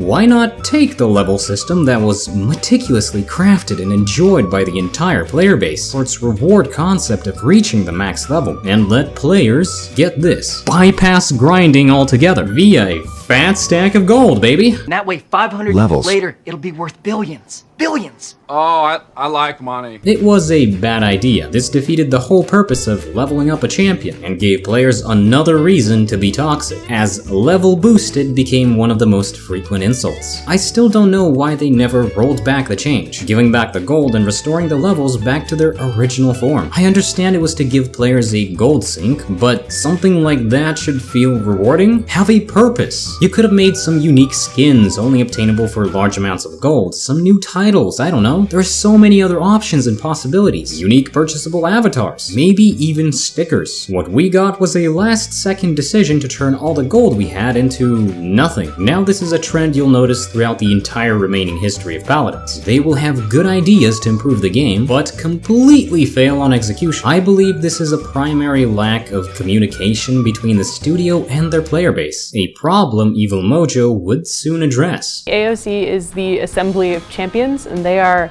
Paladins Player Council. Basically, we are developing the game directly with player-elected representatives. The Assembly of Champions. EvilMojo's first major attempt at improving communications between player base and devs, using the information they gained to improve the overall game. These brave champions would be chosen by you. Yes, you, the people, for a classified mission. They would receive access to various forms of communication directly with EvilMojo, alongside with some goodies, of course. Yippee.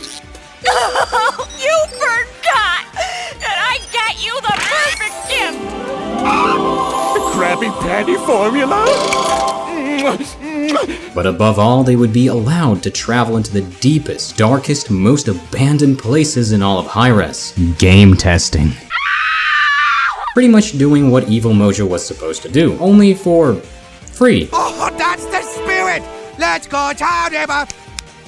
Let's go town, Emma!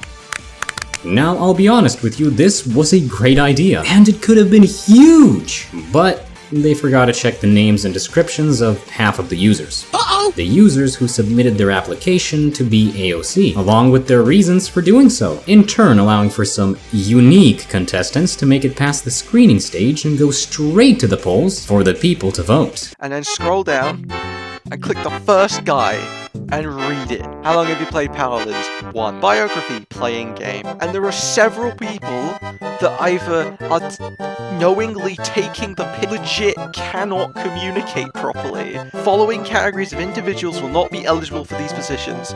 Current or former employees of Hi-Rez Studios. Why is Pixie Kitty in the runnings? This is so amateur. 8th grade school council president elections go smoother than this. And look better. As comedic as that sounds, this really gave players a reason to worry if EvilMojo was taking this whole thing seriously. Fortunately enough, they were able to pull it all back and form the first ever AOC Council. Poor Paul never stood a chance. This is only day one and I'm blown away, and I'll probably be blown away for the next couple of days. So happy to be here with all the devs. They're, as I said, they are so kind. So we had our player councils in town for 3 days. They met with devs across the teams. They met with tech, they met with art, they met with brand. It feels really good to know that we are making changes and we are trying to get things through that help the community. Talking about players' concerns, what they think about the game, how can help to improve the game. Everything gets heard. Obviously, not everything can be done. Some things are out of scope.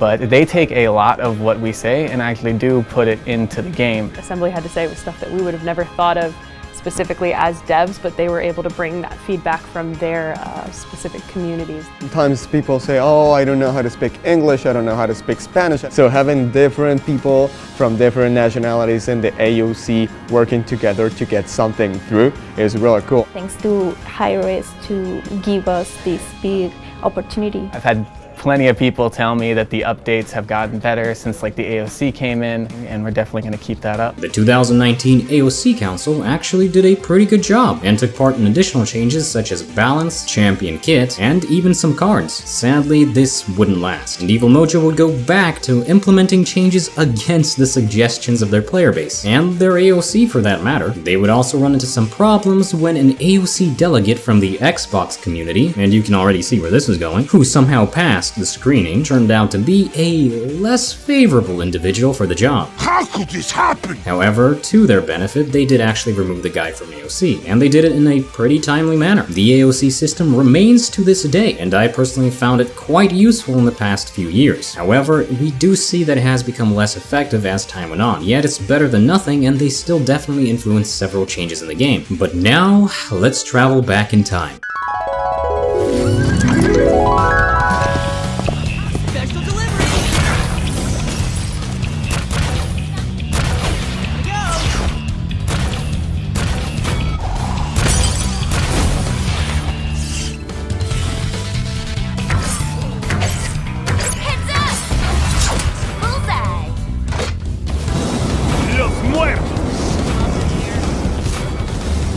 Stand behind me! Is that food in your beer? Paladins Closed Beta. At first glance, this might seem like the Paladins you love and know today, but once you get deeper into the gameplay, you start to realize this is a completely different we have now. This was a time most veteran players will actually say they enjoyed it more than what we have now. You see, Paladins was never meant to be a straight-up hero shooter. Back in closed beta, it actually had depth. Launching on November 17th, 2015, this version of Paladins would have huge maps, a payload that would spawn at one of the 3 locations, the engine itself was destroyable, making that the main objective. After the enemy team spawns in this big boy, you were supposed to stop it from destroying your gates and entering your base. But get this, the siege engine would actually push itself. No more spawn camping until the timer ran out, no more teammates throwing down their allergic to point note they got from their local school nurse. No, you could battle all over the map without having to babysit little Timmy for the entire match. The card system at the time was a little bit different from the evolutions we have now, but still worked in a similar manner. Should be okay. I got acid club. Oh, congrats. At one point, they even tried to introduce the beacon from Tribes Ascend, another one of their IPs, as the player spawn point, which you could actually destroy. These minor changes aside, the beta was drastically shaken up with an addition of a mobile champion. That champion was none other than Eevee, the Frost Queen herself.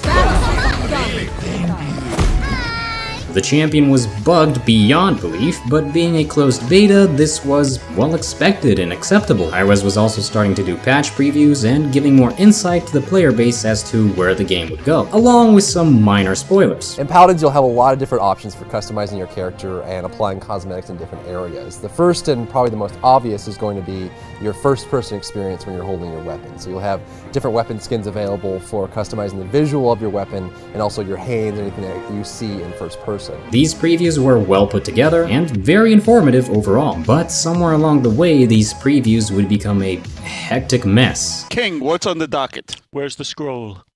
Do we have the scroll? Peasants? Peasants! Where's the scroll? My barbarian thing is falling! Peasants? Where is my squire? Do it from memory. From memory. Hold on, let me use my scepter. Oh, I see a load. A giant load. You push the load. Have you seen the load? The cringe is strong in the realm. It's a load. There are things in the load. You push it. You push the payload. Believe me, this was entertaining to watch, but was also a clear warning sign for everyone trying to take the game seriously. I just thought it was art. It's art. Back in 2015, Paladins actually started out as a passion project. We just wanted to make an awesome competitive game. And now, 25 million people later, we just can't believe what Paladins has grown into. We wanted to make a good game, man. We wanted to make something that was fun, something that was new, appealed to a large group of people. So the initial goals of Paladins was to create a really fun first-person hero shooter that had kind of a more whimsical feel to it.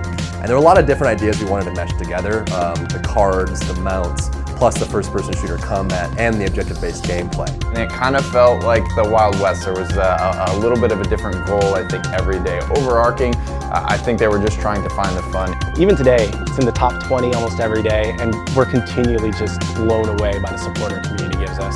It was a concept and a project based around, I think, a lot of good people with a great idea. And I always trusted the fact that there are a lot of good people here at HiRez, so I feel confident that this is going to turn into something worthwhile, and it certainly did.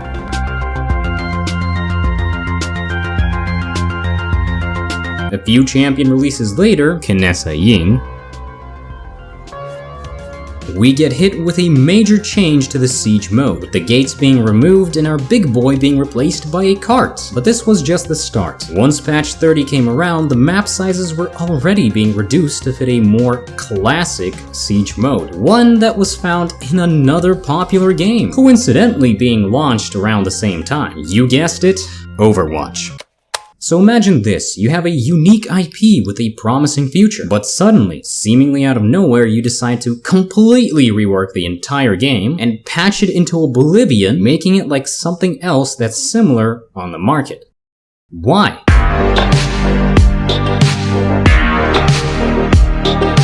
Obviously, people started to complain and say that the game was copying Overwatch, and that started up the whole rivalry between Overwatch and Paladins players. In my eyes, this negative press actually did benefit Paladins in the long run, because when people tried the game, they realized it was better than Overwatch in a lot of areas. Still not Overwatch, but it was a different game. I believe that's what brought the majority of the Overwatch player base to know that Paladins even existed, and most of them actually checked it out. The devs have since posted many rants on Reddit and official forums about why they can't be compared to Overwatch, but that remains only something you can decide for yourself. Along with these major changes, HiRez also reworked a few champions, and once again changed the card system, this time turning the burn cards into items, bundled with a new credit system, one that remains to this day. All of this completed, Paladins would proceed into open beta. Players still trying to realize what just happened were flooded with new hungry users who just wanted to add another free game to their list. The old Paladins was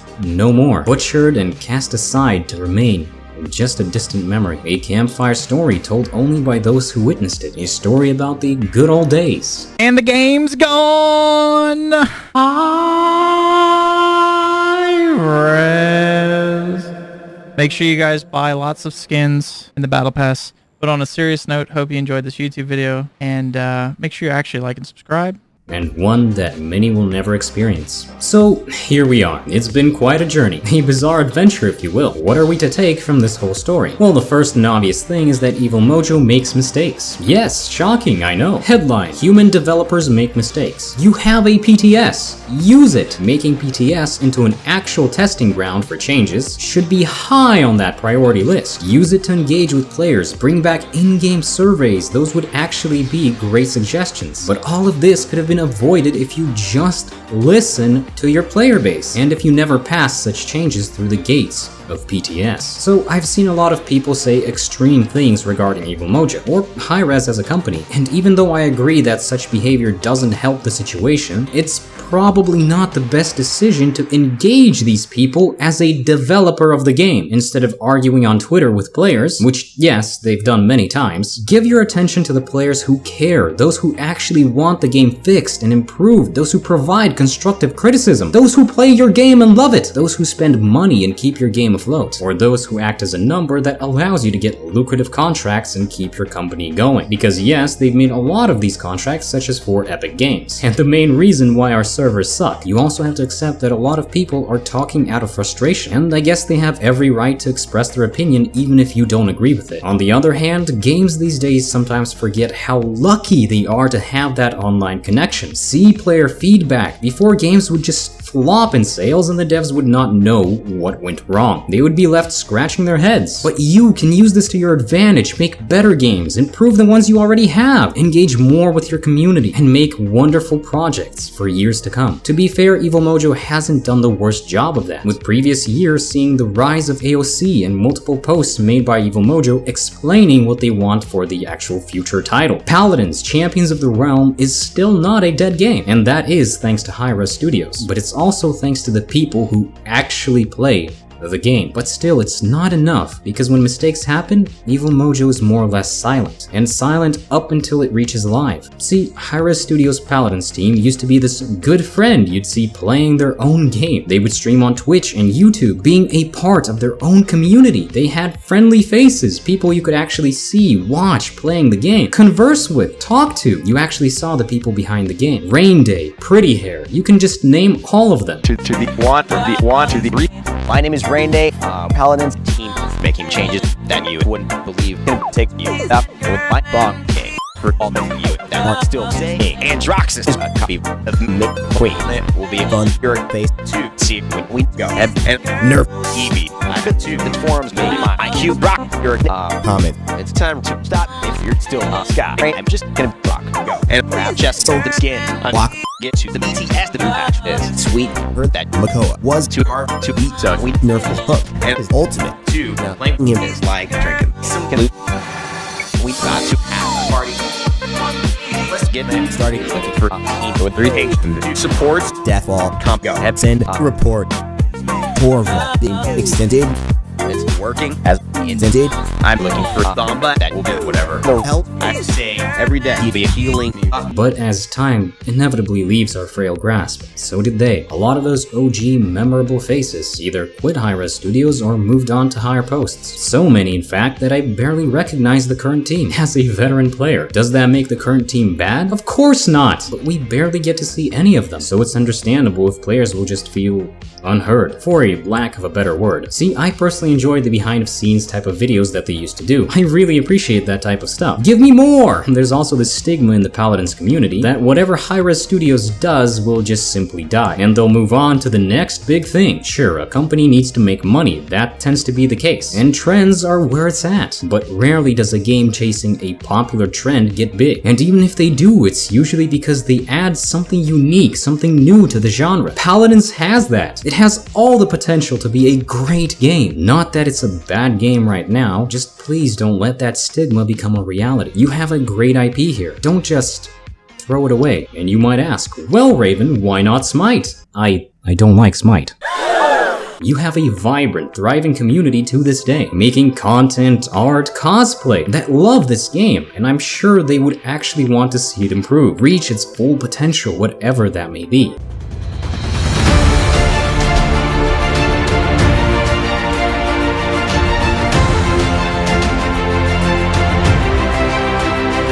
The hunt, where players could actually submit the bugs they found and later see if they were patched, was a great idea. Yes, more of that, please. Seeing things people had problems with actually fixed. It definitely boosted your fans' morale. On the bright side, the game has been seeing tons of new content, beautiful new maps. Well, for the most part. Overall improvement in champion creation? I mean, look at this. You told us the seal held evil at bay.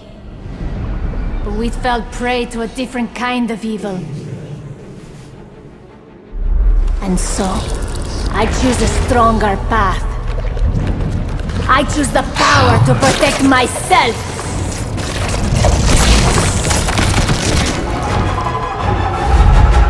I am coming for you, Goddess. You and your realm's peace.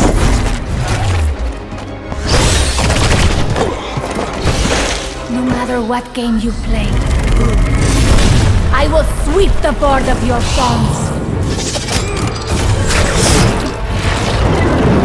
Go ahead, warn them. I will not be stopped.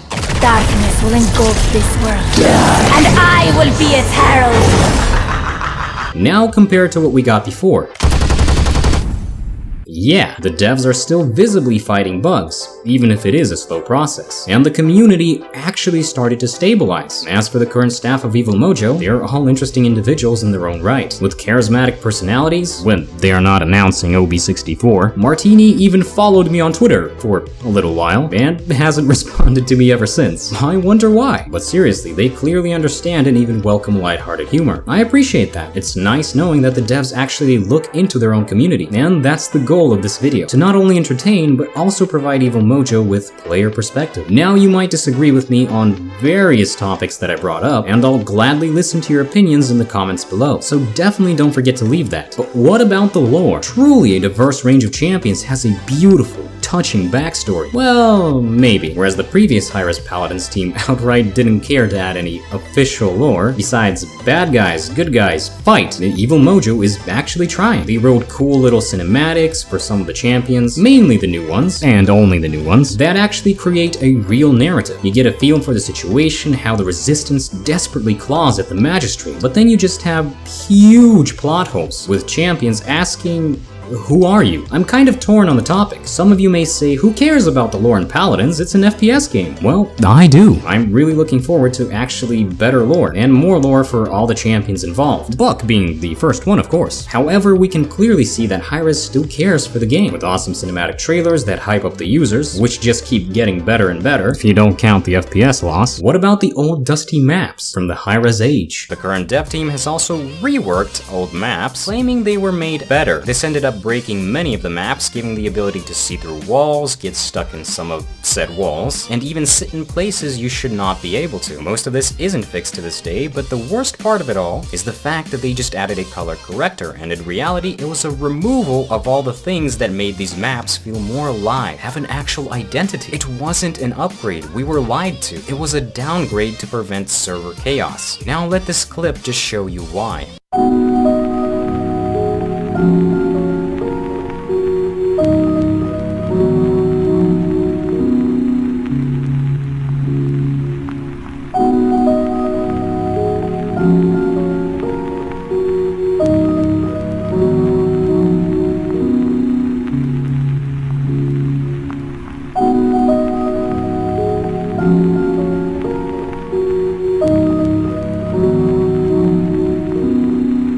Real Paladins men cried just now, and it's okay. I did too. Paladins has a unique sweet spot where Overwatch fans, TF2 fans, MOBA game fans, or just first-person shooter fans can find something they enjoy. The game's mechanics give a new breath of life to a otherwise repetitive genre. It's just fun. A free game whose devs strive to upgrade the visuals instead of dumbing them down like some other titles do. Sure, it has a lot of issues, but from what I've seen, the developers are actually trying, even if sometimes it doesn't seem like it.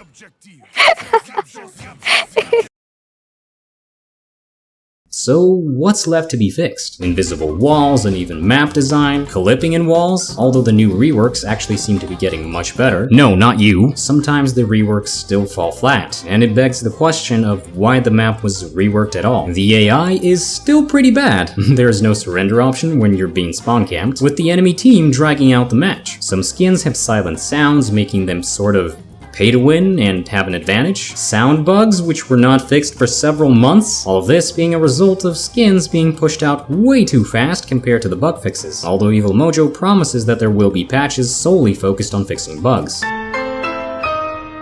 The emotes are lacking, to say the least. Ranked is pointless when the queue is longer than your average match. Okay, this sucks.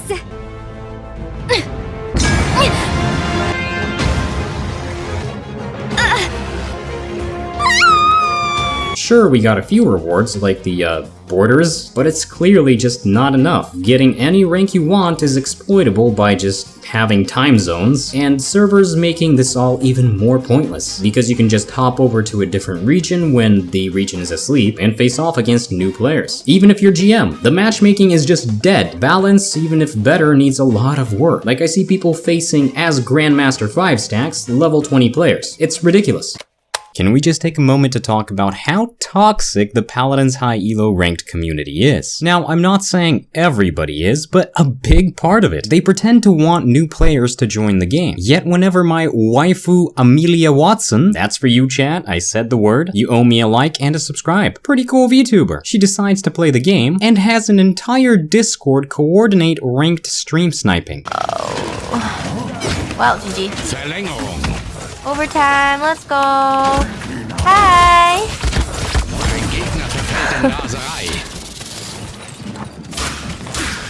They call them like sponges? I see. Yeah. Paladins high elo grandmasters decided to stream snipe her on stream to get a little bit of clout, I guess, and they did not go easy whatsoever. Now the problem is Paladins matchmaking is broken and they did it with Smurfs. So onto a large audience they gave an example of how your experience in Paladins would be. Terrible! A new player playing against Grandmaster Smurfs. In the case of Defran or any other pro player, they actually stood a chance even if it was still quite unfair. We got game though. What did they ban? They banned Koga?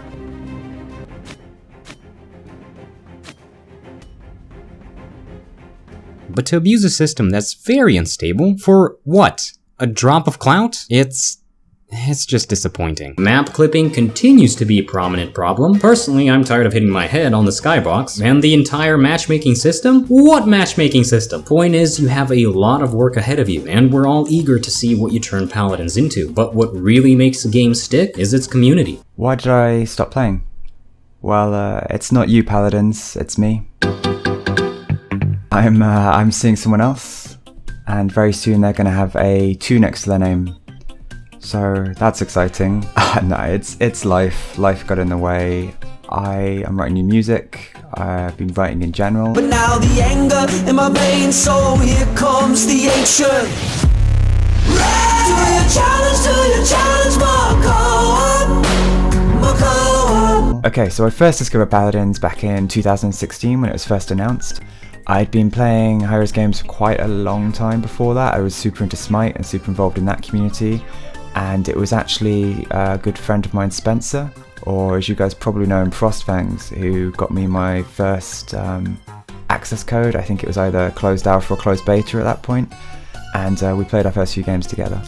Yo, sup Raven. Long time no speak, dude. Super long time no speak. I really want to be part of your community, and I think this is really nice of you to start this project, because I don't think any other content creator or anybody tried to do anything similar as the thing you're doing. So thank you again. Thank you very much. Do whatever you want. I trust your editing skills, so it's not a big deal. Actually, I didn't discover Paladins myself. It was my girlfriend at that time, my future wife. She's my wife now. She was playing Smite, and we played Smite a little bit together, but I didn't have time and I didn't really enjoy the Smite that much, sorry. So she got beta key invites for the Paladins. It was super early stage of the game. It was like something like OB 20, maybe 30 something, and it was May of 2016. So that's the time I discovered Paladins, got the keys, and started playing my first games. Hey, it's me, Jeddah. Raventric asked me to help him out for one of his projects, the story of Paladins. So, how did I discover Paladins? After my Battlefield career, I was looking for a new game. Firstly, I wanted to play Overwatch, but because I couldn't get in the closed beta, I had to find another game. So I found Paladins. Paladins was hosting a 100k tournament in Sweden, but this was back in the days. 100k was insane. So I was like, yep, gonna try this game and see how it goes. I really enjoyed playing the game. There were like different card levels, different legendaries. You could outplay your opponent by like out-aiming him, out-positioning him, be smarter than your opponents, and you will win the game. And that's the part what I really enjoy about being a Paladins player. Just be smarter, have better position advantage, and you just win. Hello, my name is Kevin, aka Unbelievable Television. I'm making this video to answer some question from Intercast. I was randomly browsing games one day, don't remember where, but I just stumbled across Paladins. This was around January 2016. I discovered Paladins when I was looking for another shooter game to play after Dirty Bomb started to wear on me. I really appreciated the loadout system much more coming from Dirty Bomb, where loadouts were simply pre-cooked combinations of weapons and skills. Seeing this kind of a system was a game changer for me. Also, Drogoz is literally a Tribes character, a game series that I was fond of at the time. I discovered Paladins around 3 years ago, in December of 2016, because I was actually looking for an alternative to Overwatch. What first got me playing was, I think it was the fantasy aspect that appealed to me first. So the fantasy definitely played in. It was also the card system intrigued me. I quite liked being able to play a game however I wanted to play that character, and there was quite insane levels of customization. That's what first got me involved. The thing that got me playing Paladins was the game itself. It was really fun at that time. I didn't really play any hero shooters before that. I loved the community. It was really small. The game was in early development. I really liked the complexity of the game. The whole idea about loadouts, the cards, different characters, different roles. And the maps were completely different from what we see now, and the whole concept of the game changed a couple of times. I think it was heroes having abilities. Like before Paladins, I played Counter-Strike Source. I like that Paladins was a shooting game, but there was also abilities. That's probably the thing that got me into it. I have played Overwatch before at friends' places and was pretty much sure, yup, I want that game. But then I played Paladins. I was like, yo, this is even more fun. It's slower paced a little bit. The GTK is higher. You don't die instantly when you do anything. You actually can fight back. This is awesome. And all the customization, dude. And that was really just the thing that got me playing. The customization, the pure feeling of I can select my favorite character and even customize them more to my playstyle, the way I want to play them.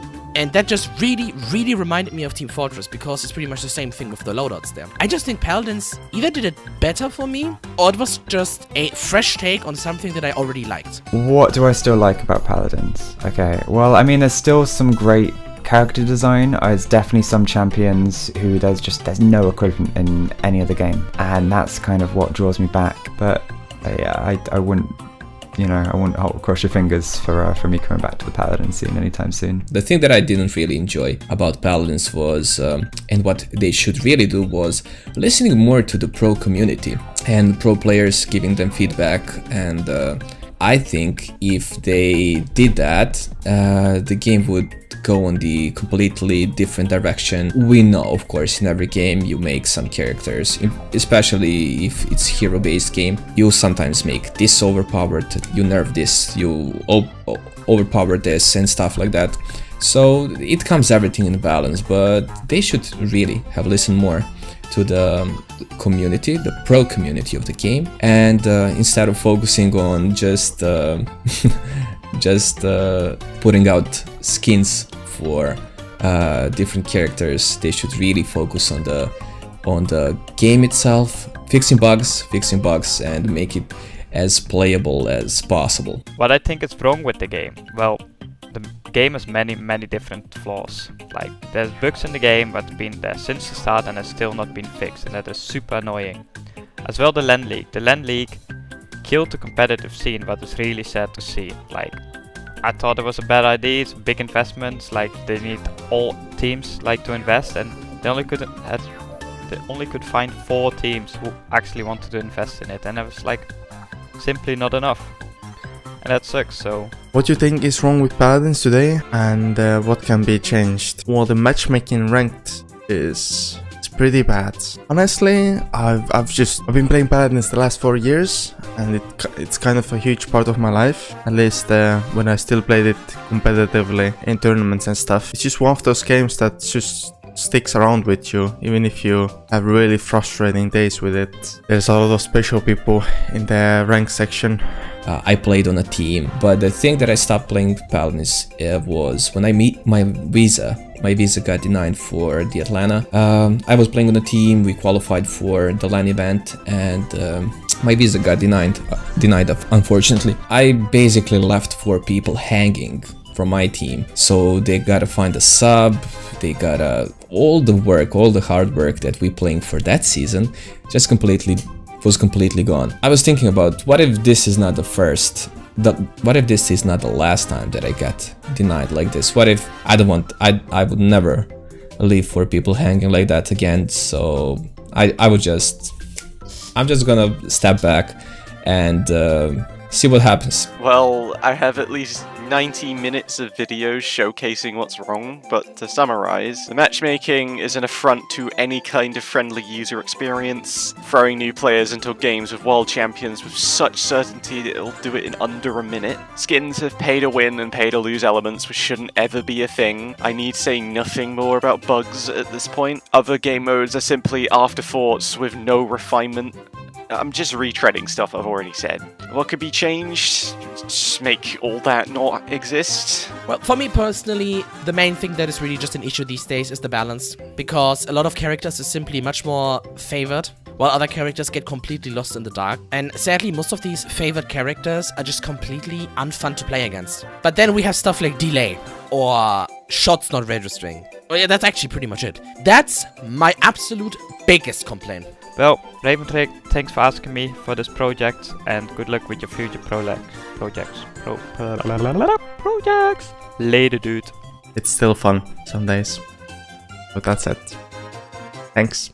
I've quit the game for good, hopefully. From about June till early November, the month that I got banned, I felt stuck with this game with no escape. So I thought that a flashy and surefire way to get me out of this hole was to get banned. I started changing localization files, abusing more glitches, and eventually the second reproduction to the 4th talent glitch got sent our way. So you can guess what I did with that, and it worked. I'm free now, and I have no urge to play this game ever again. Besides, they don't even need my help anymore, or anyone's. Like, they understand just how shambolic of a development project they were running for like the last 2 to 3 years, and if they can't save their game now, nothing I could do could help them. I met a lot of my today's best friends in Paladins. There's just no other game to compete with Paladins right now. Yes, you could say Overwatch, but nah. Yes, TF2 is doing better these days, but I personally can't get into the game anymore, which kind of sucks. Paladins is simply incredibly unique, the way it is made.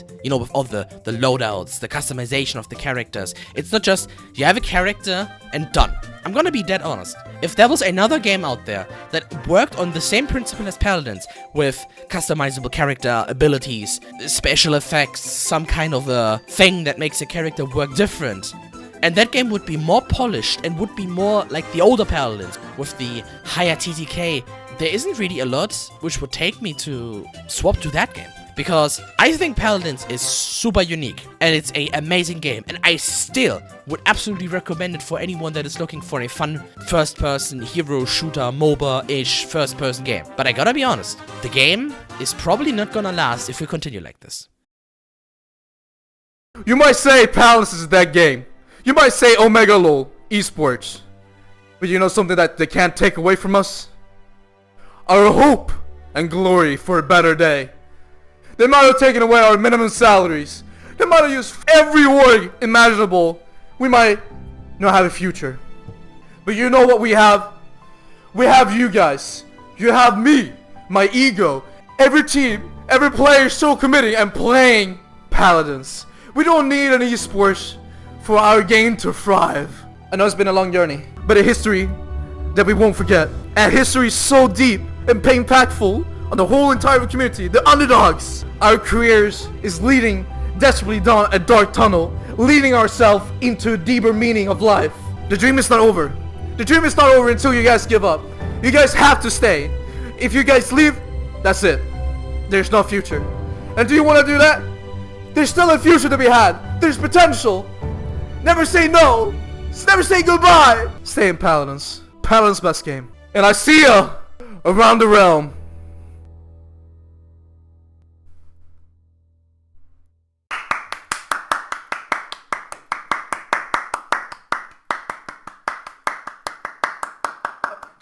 Clap shot.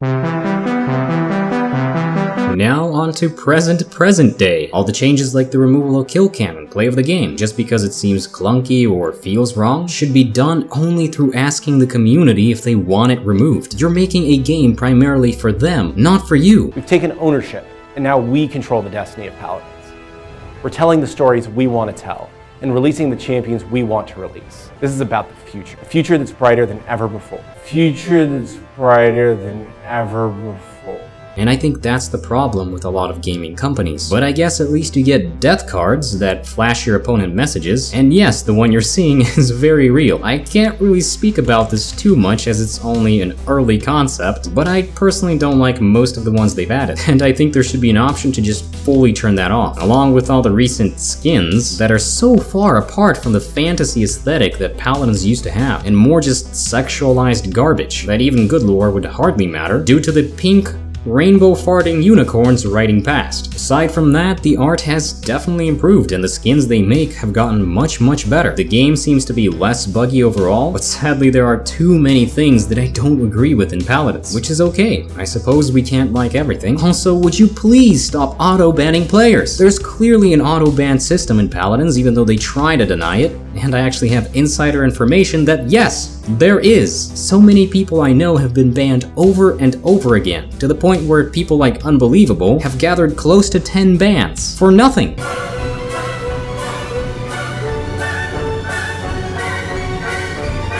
I get banned? Instead of the cheater getting banned, I get banned. It's cheating! See that? He's killing the healer first, because he's smart.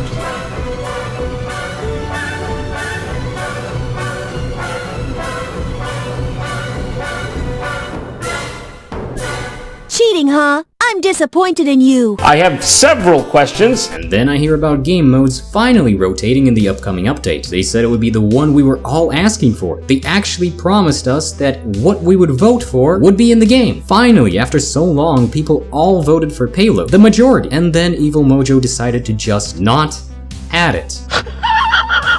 Why do you ask your player base things you don't plan to do? That's just so mean. Hello champions, and welcome to the Payload Game Mode tutorial. In this mode, your goal is to attack with or defend against a payload as it moves from one side of the map to the other. Each payload game will take place on one-way payload maps. One team will start on defense, while the other will start on attack.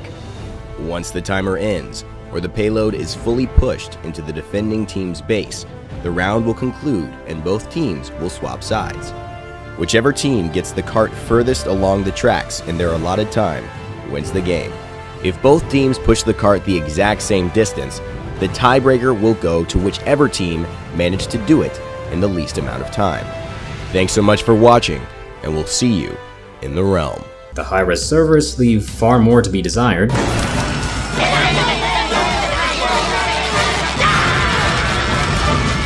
But they did say they won't be changing them anytime soon, meaning if you experience lag in Paladins, there's no way to fix it. Sometimes the game just feels completely unplayable. When I jump, my jump sometimes just doesn't go off, skills just get delayed, shots get delayed, and it all feels like walking on broken glass. I honestly can't name a single game with so many game-breaking bugs. Yes, they get fixed, but it takes months and months for them to get fixed. With the last sound bug where you just could not hear the enemy team at times, it took them half a year to fix. That's too long. Shouldn't you be giving players compensation for putting up with your game for half a year when it's just broken? Well, we all just having fun here, aren't we?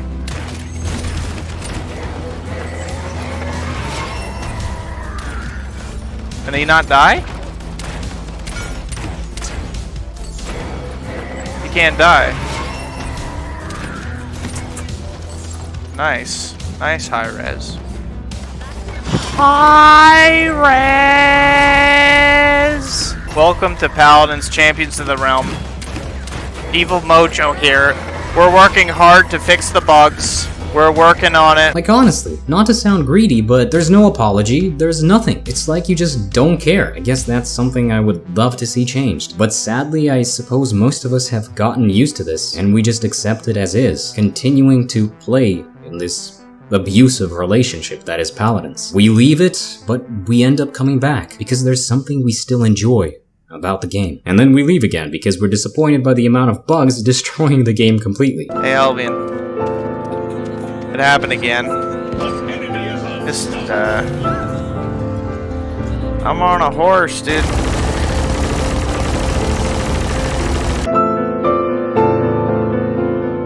Evil Mojo, you still have a plentiful community. A community that's strong enough to bear with you through all of this turmoil. Stick by your side through thick and thin. They still want to believe their favorite game will improve. They have been this way for years. The response on a game-breaking issue was this: we can't do anything about it. Or the answer will be, it's being worked on. We're looking at it. You need to provide more frequent updates. Make people see the progress that goes into fixing these bugs. Now hearing me complain, or what I call constructive criticism, you might say, Raven, you probably never even supported Paladins to begin with. Well, this is the sum, approximately, that I've put into Paladins before I was even a content creator.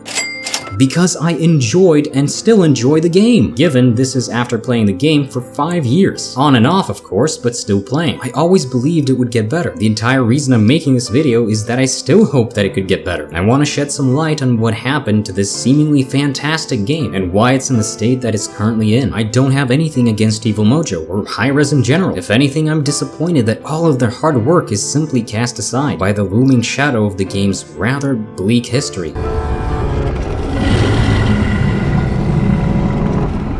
When I launch the game, I see a unique title with endless potential, but for various reasons it's being held back. Evil Mojo has some talented staff on their team. We have the programmers.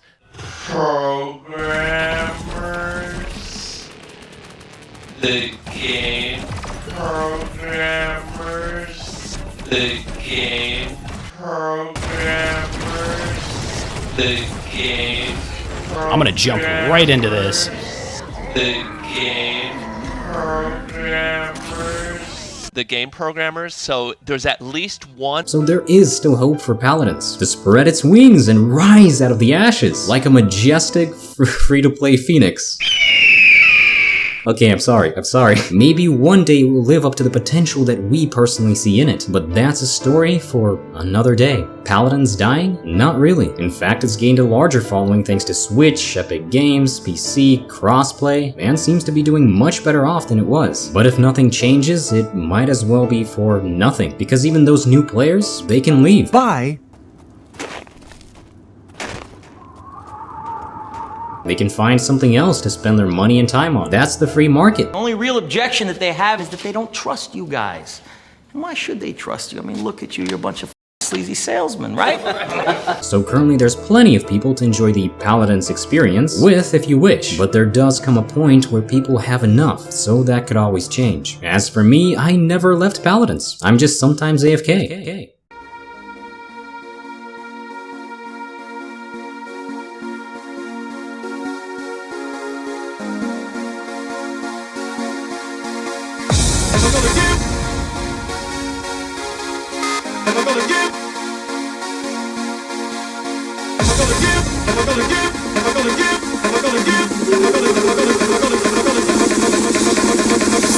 We're no strangers to love.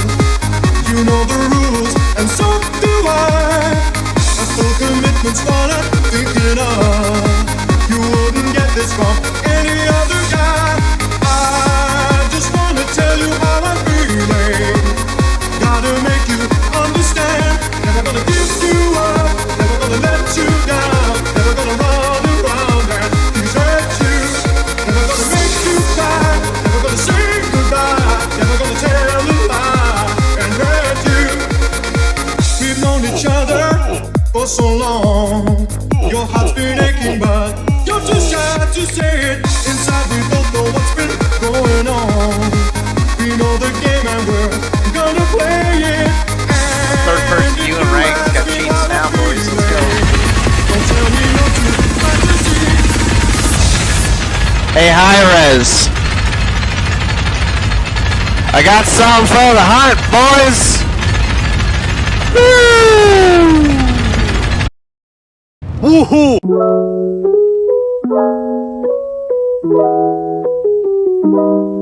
And that, ladies and gentlemen, was the history of Paladins. Do you expect me to say I feel betrayed by a game I made content for? Do I feel time for those videos made wasted? Well, no. I'm glad I could entertain as many of you as I could, and I met a lot of cool people throughout these 5 years. As for the rest, I know it's just business. Even if the games I play or enjoy shut down tomorrow, I'd still be making content. I'd find other projects, and I'd continue to entertain you guys as well, or at least attempt to. I really hope you enjoyed my video, dear viewer, and thank you for dropping by. If you'd like to see more videos like this, leave a like. If you want to support me and my content, there are a few ways. You can become a channel member, just watch my content, and on that note, I'd actually like to shout out my channel members: Toby, Magma Flux, Tried I Repeat, Azrael Hodgcron, and the rest of these lovely people on screen, as well as the description below. If you want to see any of my social medias or follow me on Twitter, there will be plenty of links in the description below as well. I put up random stuff there sometimes, and if you'd like a friendly gaming community to join, then worry not. Sell out Raven here, and you know what's great?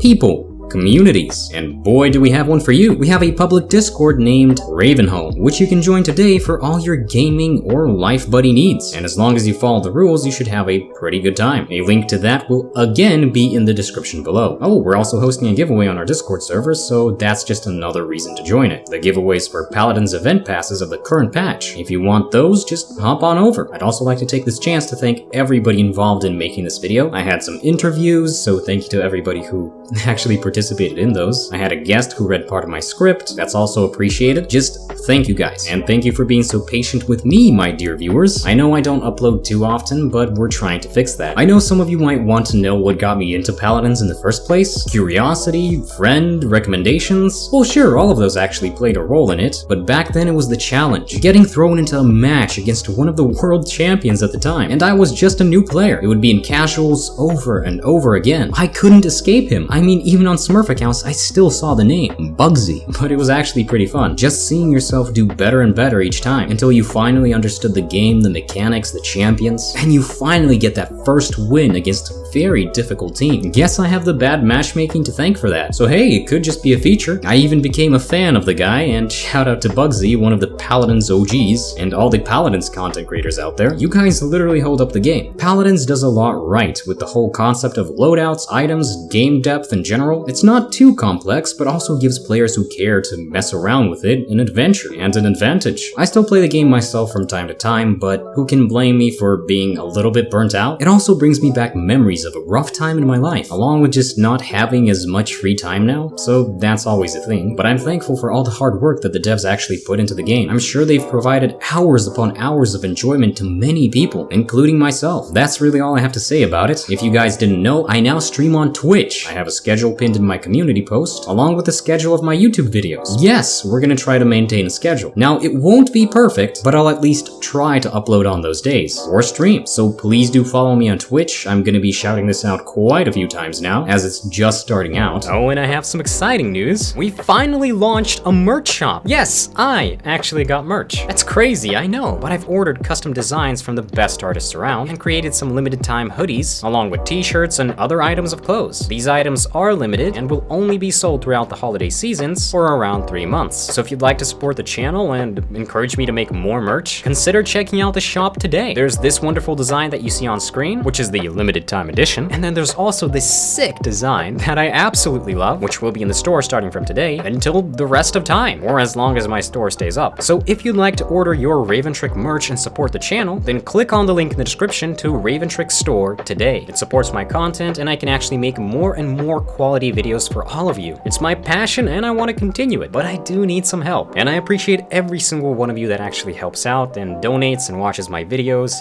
It's really, I don't know. It's hard to describe because this is something that I've genuinely enjoyed making and doing, and the fact that you guys actually support it is absolutely mind-blowing to me. So thank you for keeping me humble. I appreciate it, and yeah, I hope you guys enjoyed the video, and I'll see you in the next video.